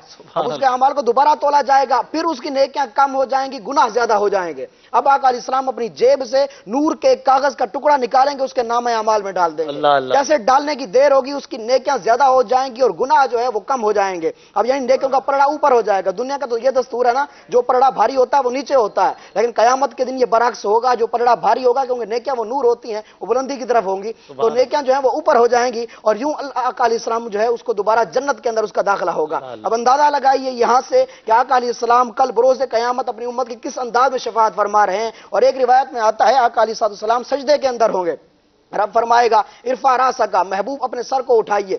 آقا علیہ السلام اپنے سر کو اٹھائیں گے, رب فرمائے گا کل آپ مانگیے آپ کو دیا جائے گا, کل آپ مانگیں آپ کو دیا جائے گا. وشفا تو شفا, آپ شفاعت کریں آپ کی شفاعت کو قبول کیا جائے گا. اب یہاں پر انداز دیکھیے کہ دنیا میں بھی سجدے ہوتے رہے تو امت کی خاطر دعائیں کرتے رہے. روایات میں آتا ہے ایک مرتبہ حضرت صدیق اکبر نے ایک چرواہے سے پوچھا کہ آقا علیہ السلام کو تم نے دیکھا ہے؟ وہ کہنے لگا میں نے تو تمہارے نبی کو نہیں دیکھا کہ تم کس کے بارے میں پوچھ رہے ہو, مفہوم عرض کر رہا ہوں, لیکن سامنے والے غار سے سامنے والے پہاڑ سے 3 دن سے کسی کے رونے کی آواز آ رہی ہے, مجھے پتا نہیں وہ کون ہے, لیکن اس آواز کو سن کر میری بکریوں نے نہ 3 دن سے کھایا ہے نہ پیا ہے. اندازہ لگائیے. صدیق اکبر رضی اللہ تعالیٰ عنہ ارشاد فرماتے ہیں ہم وہاں پر پہنچے, دیکھا آقا علیہ السلام سجدے میں تھے اور ربی حبلی امتی کی صدائیں لگا رہے تھے, مولا میری امت کو بخش دے. دنیا میں بھی سجدے امت کے لیے ہوتے رہے, رب سے دعائیں مانگتے رہے, اور کل بروز محشر میں بھی سجدے ہو رہے ہیں, اور سجدے کے بعد سر اٹھاتے ہیں تو امتی امتی کی صدائیں لگاتے ہیں. رب فرماتا ہے محبوب اب کیا کہنا ہے؟ تو آقا علیہ السلام جو ہے عرض کریں گے مولا میری امت کو بخش دے, میری امت میری امت. رب فرمائے گا محبوب جس کے دل میں جو کے دانے کے برابر بھی ایمان ہے اس کو بھی دوزخ سے نکالیں گے, اس کو بھی نکالیں گے. پھر سجدے میں گر جائیں گے, پھر حکم ہوگا اپنے سر کو اٹھائیے مانگیے کیا مانگنا ہے. پھر اللہ تبارک و تعالیٰ کی طرف سے اعلان ہوگا جس کے دل میں رائی کے دانے کے برابر بھی ایمان ہے اس کو بھی نکالیے. اس کے بعد پھر سجدے میں جائیں گے, پھر اعلان ہوگا جس کے دل میں رائی کے دانے سے کم بھی ایمان ہے اس کو بھی نکالیے. اندازہ لگائیے کہ آقا علیہ السلام بار بار جو ہے اپنی امت کے دعائیں مانگتے جائیں گے, اور دیکھیے کہ وہاں پر ہر شخص کو خوف ہوگا کہیں مجھے جہنم میں نہ ڈال دیا جائے, لیکن آقا علیہ السلام کو خوف ہوگا کہیں مجھے جنت میں نہ بھیج دیا جائے. پوچھا گیا کیوں؟ کہا ایسا نہ ہو کہ میں جنت کے اندر چلا جاؤں میری امت پیچھے رہ جائے. اور آقا علیہ السلام روایات کا مضمون ہے کہ تمام انبیاء کے لیے سونے کے ممبر بچھے ہوں گے, تمام انبیاء اس ممبروں پر بیٹھے ہوں گے, لیکن آقا علیہ السلام کا ممبر خالی ہوگا. آقا علیہ السلام اس ممبر پر نہیں بیٹھیں گے. آقا علیہ السلام سے پوچھا جائے گا کہ آپ کیوں نہیں بیٹھتے؟ تو آقا علیہ السلام دعا مانگیں گے مولا اجل حسابہم, میری امت کا حساب جلد لے لے تاکہ جب میں جنت کے اندر جاؤں تو اپنی امت کو ساتھ لے کر جاؤں. اندازہ لگائیے نا حدیث مبارکہ سے بارہا ان کے اندر جو ہے آقا علیہ السلام کی شفاعت. اور یہاں پر ہمارے ہاں جب کسی بندے کو درد ہوتا ہے آنکھوں سے اشک بہتے ہیں, آنکھوں سے اشک بہتے ہیں, سرس کی آنکھوں سے آنسو بہتے ہیں, لیکن جب کسی بھی امتی کو کائنات کے کسی بھی کونے میں تکلیف ہوتی ہے اور اس کی وجہ سے دل آقا علیہ السلام کا جو ہے بے قرار ہو جاتا ہے. حدیث پاک میں بھی ہے آقا علیہ السلام ارشاد فرمایا جب تم میں سے کسی کو کانٹا بھی چبھتا ہے نا اس کی تکلیف مجھے بھی ہوتی ہے.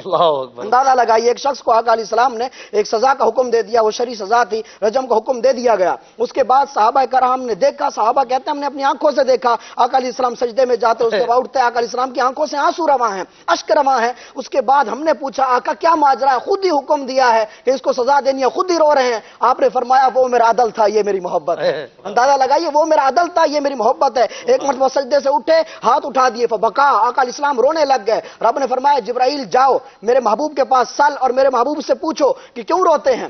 क्यों रोते हैं, मेरे महबूब से जाकर पूछिए कि वो क्यों रो रहे हैं। और आगे इरशाद फरमाया व आलम रब्बुक, और तुम्हारा रब जो है वो बेहतर जानता है, यानी अल्लाह तबारक व तआला जानता है कि उसका महबूब क्यों रो रहा है। लेकिन फरमाया जिब्राइल आप जाइए। जिब्रील अमीन गए, सलाम किया और अर्ज की आका रब फरमा रहा है कि आप क्यों रो रहे हैं। आका अलैहिस्सलाम ने अर्ज किया कि मेरा रब बेहतर जानता है कि मुझे मेरी उम्मत का दर्द रुला रहा है। उसके बाद वापस गए, अब जिब्रील अमीन अल्लाह तबारक व तआला ने दोबारा भेजा और कहा ऐ मेरे महबूब से जाकर कह दो महबूब आप गम न कीजिए, जैसा आप चाहेंगे वैसा होगा। यानी इसका मफहूम ये है। और आयत मुबारका का जब नज़ूल हुआ वला सौफ़ युअतीका रब्बुका फतरदा, महबूब अनकरीब हम आपको राजी कर देंगे, जैसे आप चाहेंगे वैसे होगा, हम आपको अनकरीब राजी कर देंगे। और आका इस्लाम ने इरशाद फरमाया ऐ मेरे सहाबा, जब ये आयत नाजिल हुई, ऐ मेरे सहाबा मैं उस वक्त तक राजी नहीं होगा जब तक मेरा एक उम्मती भी अगर दोज़ख में रहा ना, मैं राजी नहीं होगा। दे सकते हैं क्या कुछ के वो कुछ दे नहीं सकते,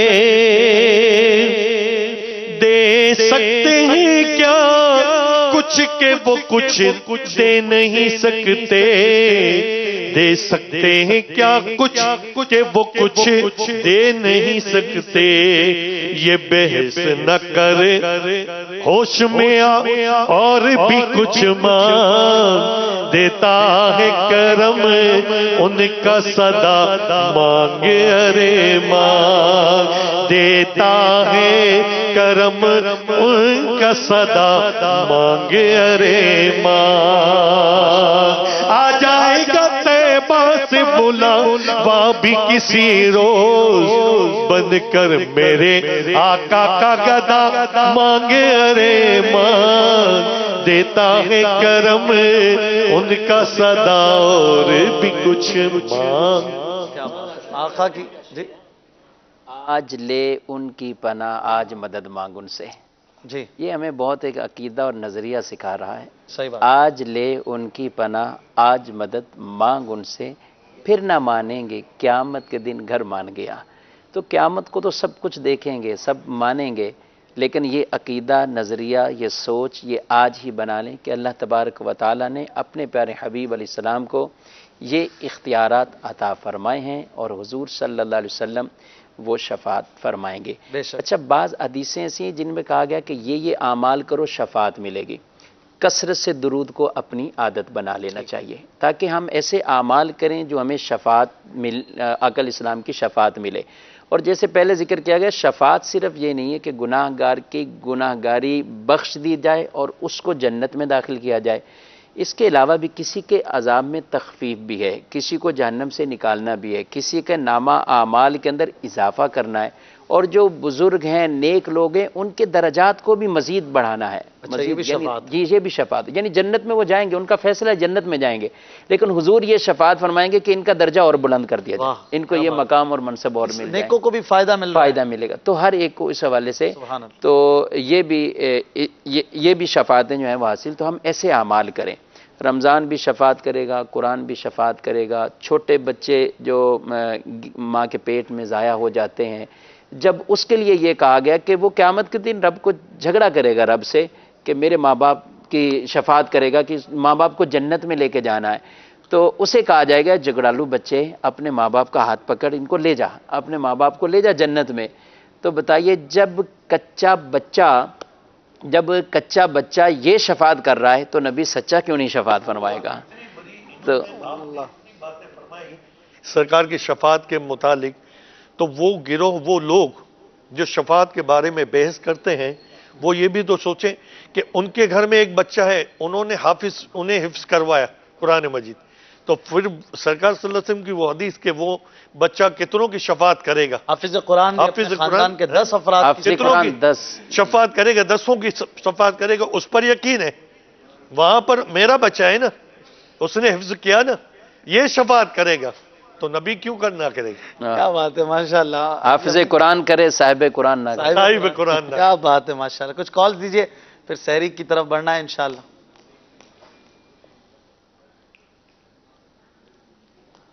नवारे शहरी में जो आज पिक्चर दी है उससे मैं यही समझाऊं कि जैसे एक बंदा पूछता है कि रोड़े के तू कैसे गोल हुआ, तो कह रहा है ये ठुड्डे लग लग के गोल हो गया। तो उसका तजर्बा ये नहीं कि जो बंदा होता है ना रोड़े की तरह गोल हो जाता है ठुड्डे लग लग के, वो तरक्की भी ज्यादा करता है, उसका सबसे ज्यादा आगे जा रहा है वो उसको लेके। मुझे तो यही समझ लगी। یہ پنجابی میں کچھ بولا ہے مفتی صاحب، کیا فرماتے ہیں؟ یہ ویسے فوٹو کا تو اس کا یہ اچھا کوئی لنک نہیں بنتا؟ اس کا لنک نہیں بنتا، یہ تو محنت والے ہی وہ جو پہلے تاثرات آئے وہی ٹھیک ہے۔ انہوں کا ٹھڈے لگ لگ کے یعنی چوٹیں کھا کھا کے اور دھکے کھا کھا کے آدمی بہت کچھ بن جاتا ہے۔ ان کا مدنی پھول پنجابی میں وہ اپنی جگہ بہت اچھا ہے کہ آدمی ہمت نہ ہارے اور بس اپنے کام میں جذبے کے ساتھ محنت کے ساتھ کام کرتا رہے تو وہ ٹھڈے لگ لگ کے کہیں پہنچ ہی جائے گا۔ مگر ہماری تصویر کا جو مطلب ہے وہ سمجھیں گے، یہ نہیں ہے work not work hard, work intelligently, یعنی اپنے کام ایسا کیجئے کہ کر بھی سکیں زیادہ دیر تک، اور انٹیلیجنٹ عقل کے ساتھ کیجئے۔ ایسا نہ کیجئے کہ آپ جلدی تھک جائیں اور آپ کا مقصد بھی پورا نہ ہو۔ ایک شخص تھا وہ اپنے کھیت میں پانی نکالنا چاہ رہا تھا، اس نے ایک جگہ پہ کھدائی کی اور 10 فٹ کھودا، دیکھا پانی نہیں نکلا تو اس نے کھدائی چھوڑ کے دوسری جگہ پہ کھودا، 10-12 فٹ گیا پانی نہیں نکلا، دوسری جگہ کھودا، پورا دن اس نے کھدائی میں لگا دیا، جگہ جگہ جگہ سے کھودتا، 10-15 فٹ کے بعد پانی نہیں نکلتا، مایوس ہو کے دوسری جگہ کی طرف چلے جاتا۔ تو کوئی دانا شخص دیکھ رہا تھا، اس نے کہا کہ اللہ کے بندے، تو نے 8-10 جگہ پہ 10-10 12-12 فٹ کھدائی کر کے مایوسی اختیار کی، اگر تو ایک ہی جگہ پر 80-90 فٹ کھود لیتا، 100 فٹ کھود لیتا تو پھر تو پانی نکل ہی آنا تھا۔ ایک تو نے اپنا وقت بھی ضائع کیا، محنت بھی اتنی کی، اور اپنے پورے کھیت کا بھی ستیہ ناش کر دیا کہ تیرا کھیت بھی پورا اجڑ گیا، اس میں سے پانی نکالنا تھا۔ ایک ہی جگہ پر کنٹینیوسلی انٹیلیجنٹلی کام کرتا تو پھر تجھے زیادہ فائدہ ملتا۔ کالز لے رہے تھے ہم، اگلی کال دیجئے جی۔ طاہرہ فاطمہ ہے، میں مدنی منی مرکز الاولیاء لاہور سے بات کر رہی ہوں۔ اشراق بھائی، آپ کا سلسلہ انوار سحری مجھے بہت اچھا لگتا ہے، ہم سب گھر والے بہت شوق سے دیکھتے ہیں۔ اشراق بھائی، آپ کل کیوں نہیں آئے؟ اور میری نعت خواہ سامی بھائی سے عرض ہے کہ وہ ذرا نعت سنا دے۔ روک لیتی ہے آپ کی نثار۔ انشاءاللہ کل ہمارے ماشاءاللہ محسن مدنی صاحب تشریف فرما تھے، میں کسی مصروفیت کی وجہ سے حاضر نہیں ہو سکا تھا۔ انشاءاللہ اب 30ویں شب تک اگر اللہ نے چاہا، چاند نظر نہ آیا 30ویں کو، تو پھر آخری تک سلسلے میں شرکت انشاءاللہ رہے گی۔ اگلی کال، جلدی جلدی کالز لیتے ہیں، مفتی صاحب نے پھر سحری کے لیے جانا ہے، اگر ان کے لیے کالز ہیں تو وہ پہلے دے دیں اگر سوالات کی ہیں تو جی۔ طاہر اتاری راولپنڈی سے عرض کر رہا ہوں، سلسلہ انوار سحری میں جو موضوع چنا گیا ہے شفاعت، ماشاءاللہ کیا خوب موضوع ہے۔ ایک تو آقا علیہ الصلوۃ والسلام کی شفاعت کبریٰ ہے، اس کے علاوہ مفتی صاحب سے عرض ہے اور مدنی اسلامی بھائی اگر وضاحت فرما دیں کہ کیا نماز، روزہ اور دوسرے اعمال بھی شفاعت، قرآن پاک ایسے اعمال بھی کیا شفاعت کریں گے؟ دوسرا، آقا علیہ الصلوۃ والسلام کی جو شفاعت کبریٰ ہے وہ کس طرح ہوگی، کس انداز میں ہوگی؟ اور اگر نعت خان کوئی شعر پیش کر دیں کہ جس میں آئے انا لاہا، مدینہ مدینہ ہو جائے گا۔ دوسری عرض یہ اگر ترغیب دلا دیں کہ رمضان کے آخری دن چل رہے ہیں تو عطیات کے لیے ہم سب نے اپنی دعوت اسلامی کو مضبوط کرنا ہے۔ انشاءاللہ بالکل دعوت اسلامی کو اپنے ڈونیشنز دیجئے، اور شفاعت کیسے ہوگی یہ تو تفصیل سے بتا دیا۔ ایک اور سوال بھی انہوں نے شاید کیا تھا شفاعت کے حوالے سے، انہوں نے کہا کہ شفاعت کبریٰ تو وہ تفصیل سے ہم عرض کر چکے کہ پہلی شفاعت جو سب کو ملے گی وہ یہ کہ حساب کے شروع ہونے کے حوالے سے، کہ حساب اب شروع ہو جائے تو یہ بالعموم تمام کے لیے، تو یہی شفاعت کبریٰ کہلاتی ہے۔ انہوں نے کہا اعمال کی شفاعت کریں گے تو اعمال بھی بیان کیے گئے، جیسے ہم رمضان ہے، روزہ ہے، یہ سب شفاعت کرنے والے اعمال ہیں۔ تو ابتدا یعنی ان اعمال، درود پاک، اس سے شفاعت حاصل ہوگی تو اعمال بھی شفاعت کریں گے انشاءاللہ۔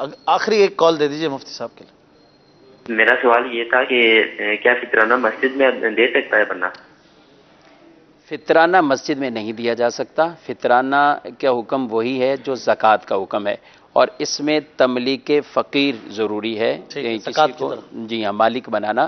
تو اب انہوں نے کسی کو مالک بنایا اور اس نے اپنی مرضی سے وہ چاہے مسجد میں دے، اپنے خرچ کرے، فقیر وہ اس کو اختیار ہے، لیکن ہم از خود جا کر مسجد کی پیٹی میں لگا دیں یا مسجد کے تعمیر کے کاموں میں لگائیں تو صدقہ فطر وہاں نہیں دیا جا سکتا۔ مسجد کے باہر بھی بستے، اسٹالز لگے ہوتے ہیں تو وہ उन्हें तो दे सकते हैं ना। मस्जिद के लिए यानी वो नहीं होते, आम तौर पे जो होते हैं वो जमा करके फिर आगे देते हैं फकीर। बाद मसाजिद के अटैच में बिल्कुल मदारिस होते हैं, मदारिस के लिए भी वो लिया जाता है।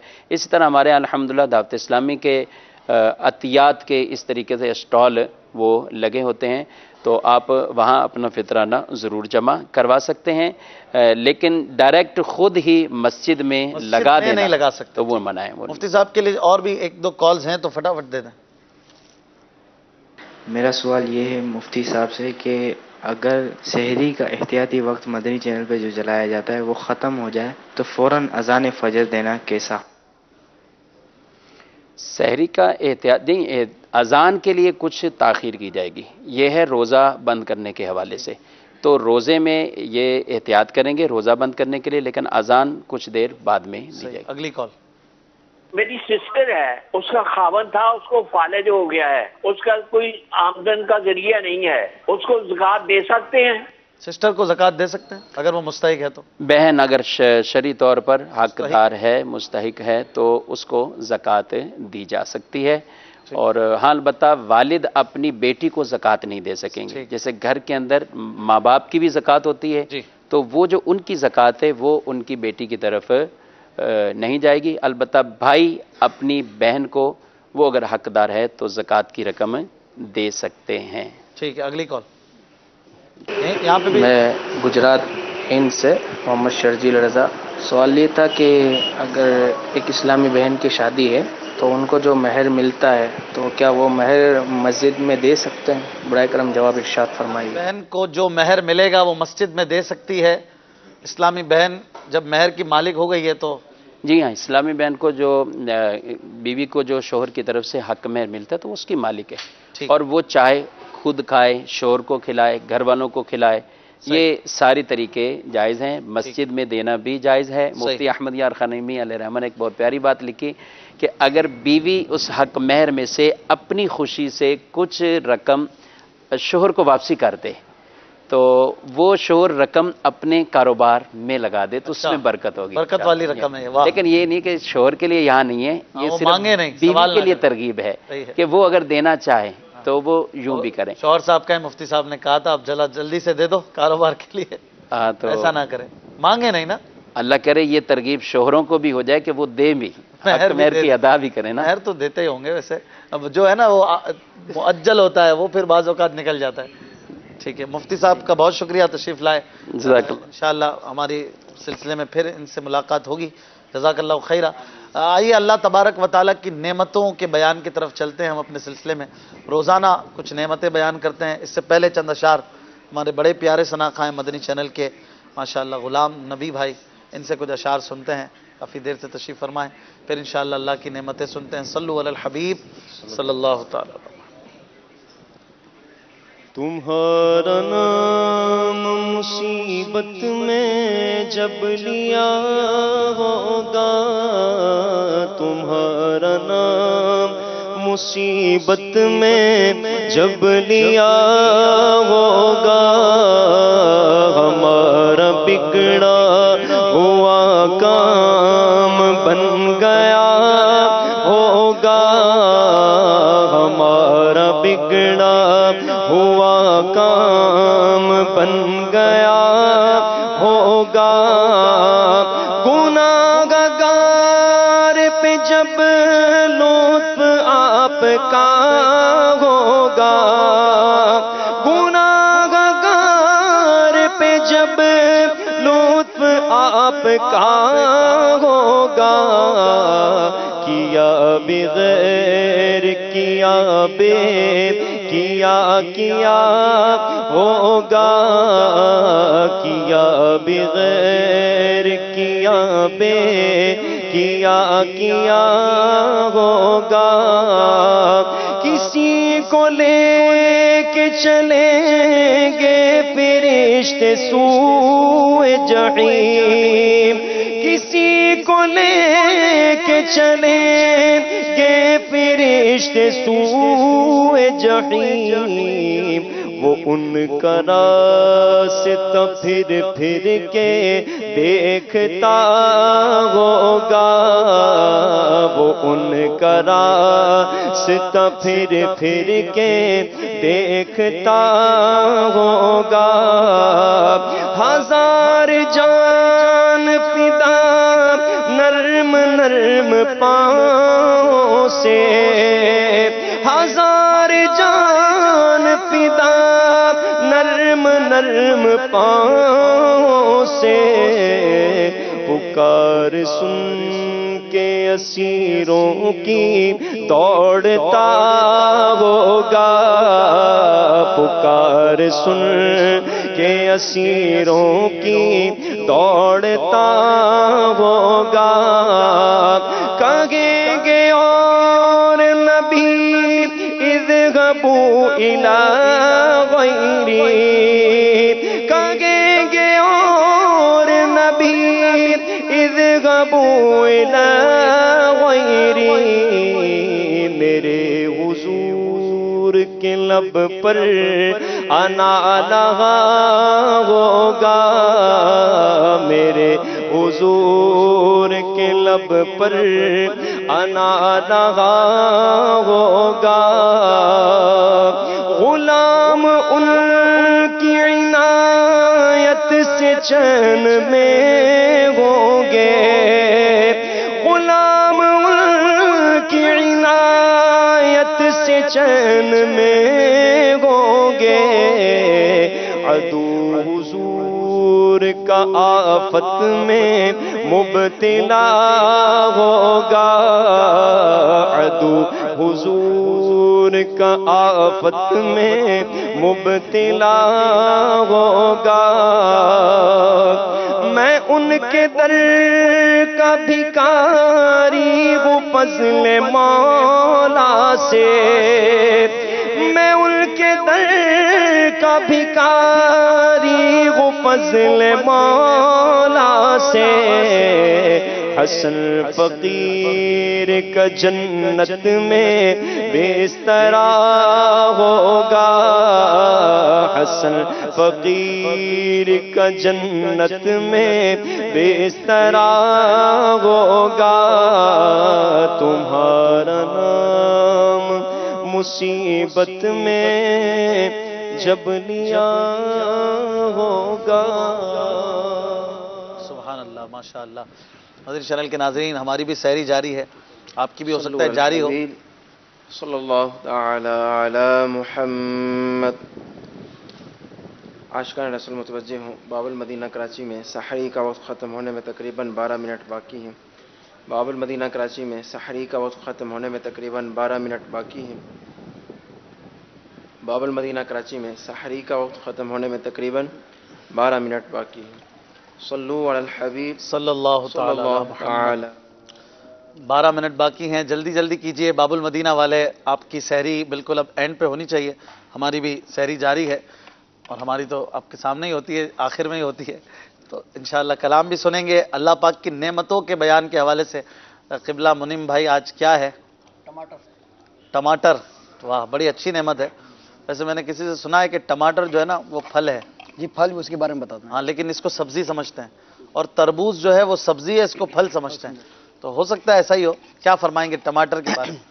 ٹماٹر یہ اللہ تبارک و تعالیٰ کی بہت بڑی اور بہترین قسم کی نعمت ہے، اور کئی ممالک کے اندر اس کو غذا کے طور پر، خوراک کے اندر جو ہے اس کا حصہ اس کو بنایا جاتا ہے، اور اس حوالے سے کہ سائنسی درجہ بندی کے اعتبار سے بھی ویسے یہ نسلی طور پر پھل ہے، لیکن کثرت استعمال کی وجہ سے اتنا استعمال ہوتا ہے کھانوں کے اندر، اتنا استعمال ہوتا ہے کہ اس کو سبزی کا درجہ دے دیا گیا ہے، اور سائنسی طور پر بھی اب یہ سوچا جا رہا ہے کہ اس کو سبزی کے خاندانوں کے اندر اس کو شمار کیا جائے، اور کھانے کو لذیذ بنانے میں، اس کو ذائقہ دار بنانے میں، اس کو مزیدار بنانے کے اندر ٹماٹر کا بڑا اہم کردار ہے۔ کئی لوگ تو ایسے ہیں اگر کھانے کے اندر ٹماٹر نہ ہو تو وہ کھانا ہی نہیں کھاتے، اور بعض لوگ اس کو بغیر پکائے کھاتے ہیں، اور بعض لوگ اس کو سلاد کے طور پر بھی استعمال کرتے ہیں، سلاد کے طور پر یہ استعمال ہوتا رہا ہے، کیا سارے تقریباً کرتے ہوں گے، سلاد کے طور پہ تو بہت زیادہ استعمال ہوتا ہے، اور ویسے اس کو ऐसे ही बगैर पकाए भी खाया जाता है, बगैर पकाए इसको अगर फ्रिज के अंदर रख कर ठंडा करके खाया जाए तो बड़ा मजेदार लगता है। अच्छा। और इसका एक बड़ा फायदा यह है कि ये हड्डियों को मजबूत करता है। जैसे जैसे बंदा जवान होता चला जाता है तो उसकी हड्डियों के हवाले से भी बड़ा मसला होता है कि हड्डियों का कमजोर होना, फिर बुढ़ापे के अंदर उसकी हड्डियों का मजीद कमजोर हो जाना। तो अगर टमाटर को बाकायदा इस्तेमाल किया जाए तो बंदा हड्डियों की कमजोरी से भी बच सकता है। इसी तरह ब्लड प्रेशर को नॉर्मल रखने के अंदर, उसको कम करने के अंदर भी टमाटर का बड़ा अहम किरदार है। बसा का जब ब्लड प्रेशर जो है वो हाई हो जाता है तो लोग जो है अमूमन गोलियां वगैरह खा लेते हैं, यानी उस फौरी तौर पर गोलियां खाई जाती हैं ताकि जो है कोई इमदाद फराहम हो सके। लेकिन उन गोलियों का फिल वक्त तो असर हो जाता है, फौरी तौर पर तो असर हो जाता है, लेकिन बाद में उसके मनफी असरात भी आ सकते हैं। लेकिन कुदरती तौर पर अगर इस फल को इस्तेमाल किया जाए, इस फल को यूज किया जाए तो ये ब्लड प्रेशर को नॉर्मल रखने के अंदर बड़ा अहम किरदार अदा करता है और इसके कोई मनफी नुकसानात वगैरह भी नहीं होते। और इसी तरह कोलेस्ट्रॉल के अलावा आंखों की बिनाई के अंदर, यानी आंखों के जो लोग इनकी नजर जो है वो कमजोर हो जाती है और चश्मा वगैरह लग जाता है तो उनको चाहिए कि कम से कम जो है रोजाना एक टमाटर इस्तेमाल करें। इसकी यानी फायदा ये होगा कि इसकी आंखों की जो है वो हिफाजत रहेगी और आंखों की बीमारियों से बंदा महफूज रहेगा अगर इस टमाटर को रोज इस्तेमाल किया जाए। और कोलेस्ट्रॉल की कमी भी इसके अंदर आ सकती है कि बंदा अगर इसको प्रॉपर इस्तेमाल करता रहे तो कोलेस्ट्रॉल के अंदर भी काफी कमी आ जाती है। इसके अलावा और भी कई इसके लिखा गया है कि दिल के काफी अमराज हैं जो इस टमाटर खाने की वजह से जो है दूर हो जाते हैं। बहरहाल खुलासा ये निकलता है कि अगर आप टमाटर खाने के शौकीन नहीं हैं तो कम से कम इसको खाने के अंदर इस्तेमाल करें, या इसको कच्चा खा लें या इसका रस बनाकर खाएं, इसका यानी जूस वगैरह बनाकर पिएं। आप पीने के बाद अपने जिस्म में हैरत अंगेज तौर पर कई ऐसे फवाइद महसूस करेंगे जो आप इसको खाए बगैर महसूस नहीं करते। वाह भाई।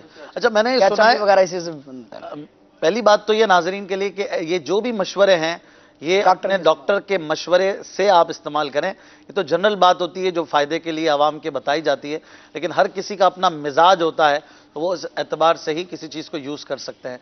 तो ये जो बातें हैं वो अपनी जगह पर, लेकिन आप अपने ऊपर इम्प्लीमेंट करने से पहले डॉक्टर से रुजू करें तो अच्छा है। दूसरा, मैंने ये सुना है कि टमाटर की कसरत इस्तेमाल जो है वो गुर्दों में पथरी करती है, ये बात दुरुस्त है? छिलका करता है, कहा जाता है कि ये उतार कर, छिलका सख्त होता है, उतार कर इस्तेमाल करना चाहिए। अब ये तो क्यों कहा गया है कि गुर्दों के अंदर जिनको परेशानी वगैरह होती है तो उनको चाहिए कि इसका इस्तेमाल, गुर्दों का जिसको प्रॉब्लम हो कम इस्तेमाल करें। हांडिया बनाते हैं ना तो देखिए उसके अंदर वो पक जाता है सारा, लेकिन वो छिलके अलग रह जाते हैं, आग भी उसको जला नहीं सकती। तेल हो सकता है ऐसा हो कि इसके छिलके जो नुकसानदेह हो। बहरहाल कुछ कॉल्स लेते हैं, फिर इंशाअल्लाह अमीर अल सुन्नत की बारगाह में भी चलना है। जी, पूछना था कि ये हमारी मस्जिद में जो है ना वॉशरूम नहीं बने हुए ना, वो मस्जिद की हदूद से बाहर बने हुए हैं, तो वहाँ जो है मोतकिफ जाता है, वो अपनी हाजत पूरी करके वापस आता है। अब ये पूछना ये था कि अगर मोतकिफ जाता है और हाजत पूरी करने के दौरान वहाँ सिगरेट वगैरह पीता है और बाज़ औक़ात 1 2 4 कश लगाता है, स्पेशल उसी के लिए रुकता है, तो अब फिर वापस मस्जिद में आता है, तो इसका एहतिकाफ टूटेगा कि नहीं टूटेगा? ये मुफ्ती साहब क्या फरमाएंगे? आपकी सैरी हम डिस्टर्ब करते हैं रोजाना। वॉशरूम में पेशाब के लिए तो खारिज मस्जिद जा सकता है ना, लेकिन सिगरेट के लिए, लेकिन जो ये आ जाते हैं इसके लिए खारिज मस्जिद में जाना, जहाँ फिनाए मस्जिद में ये एहतमाम नहीं होते, और बकसरत तो मसाजिद में ही होता है, लेकिन कई होती होंगी मस्जिदें जिनमें वाकई बाहर रोड पे या इस तरह साइड पर इंतज़ाम होता है, तो वो सिर्फ हाजत के लिए ही हो जाएगा। अच्छा। अगर वो इसके लिए सिगरेट के लिए जाता है या सिगरेट के लिए वहाँ ठहरता है तो उससे उसका एतिकाफ टूट जाएगा। चलें भाई, बहुत अच्छी बात बताई। अगली कॉल। लेकिन ये पेशाब करते करते इन्होंने ये तरीका नहीं बताया तो अच्छा है। मैं ये कह रहा हूँ कि इसको वैसे ही ये डिबिया घर भेज देनी चाहिए। एतिकाफ में क्या, रमजान में ही नहीं पीनी चाहिए पूरे, बल्कि पीना ही नहीं चाहिए सिगरेट। और सबसे बड़ी मसला कि जो फिनाए मस्जिद में यानी ये मामलात मस्जिद के करीब हैं, तो वहाँ भी ये मामला है कि मस्जिद में बदबू जाएगी, धुआं जाएगा, यानी लोग बड़े अजियत में होते हैं। आम भी हम किसी के घर में होते हैं ना, तो अभी भी हम वुज़ू खाने के करीब से गुजरते हैं तो यकीन करें ऐसी कैफियत हो जाती है, और वो बिल्कुल मगरिब के बाद बिला ताख़ीर वो, हालांकि इंतहाई मुज़ी भी है। डॉक्टर भी बतौर ख़ास रमज़ान में हम बयान करते हैं कि इफ्तार के बाद सिगरेट वैसे ही अजियत और मुज़ी है जी, लेकिन इफ्तार के बाद फ़ौरन इसको जो यूज़ करते हैं उनके लिए और नुकसानदेह। सही फरमाया। अगली कॉल। وعلیکم السلام ورحمۃ اللہ. کال. صلو علی الحبیب صلی اللہ تعالی علی محمد. عاشقان رسول متوجہ ہوں. باب المدینہ کراچی میں سحری کا وقت ختم ہونے میں تقریباً 5 منٹ باقی ہیں. باب المدینہ کراچی میں سحری کا وقت ختم ہونے میں تقریباً 5 منٹ باقی ہیں. باب المدینہ کراچی میں سحری کا وقت ختم ہونے میں تقریباً 5 منٹ باقی ہیں. 5 منٹ باقی ہیں. جلدی جلدی اختتام کی طرف آئیے. کال ایک سنا دیں پھر انشاءاللہ کلام سنتے ہیں. محمد آصف اتاری مرکز الاولیاء سے عرض کر رہا ہوں. پکچر کے حوالے سے گزارش یہ ہے کہ جب کوئی بھی کام کیا جاتا ہے سب لوگ ایک ہی کام کر رہے ہوتے ہیں، تو اگر ہم اپنے کام کو تھوڑی سی محنت کر کے اس کو اچھے طریقے کے ساتھ مینیج کر کے چلیں گے تو اس کے لیے ہمیں کام کرنے میں آسانی ہو جائے گی. بالکل بہت اچھی بات کی ہے. مدنی چینل کے ناظرین پکچر بھی آپ نے دیکھی، ماشاءاللہ مسائل بھی سیکھے، شفاعت پر بھی آج کافی مدنی پھول ملے ہیں. امیر علیہ سنت کی طرف بھی بڑھنا ہے کچھ دیر میں انشاءاللہ. 1-2 شعر نعت شریف کے ہو جائیں اختتام پر. جی صلو علی الحبیب صلی اللہ تعالی علی محمد. تنم فرسودہ جا پارا زہجرا یا رسول اللہ. تنم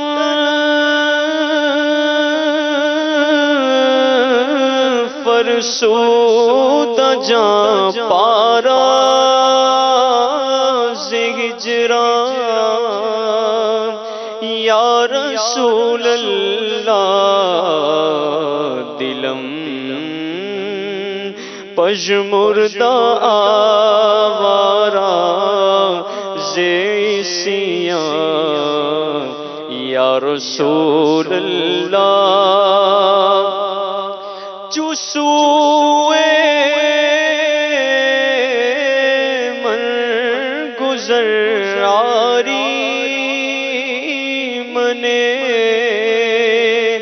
مسکی زناداری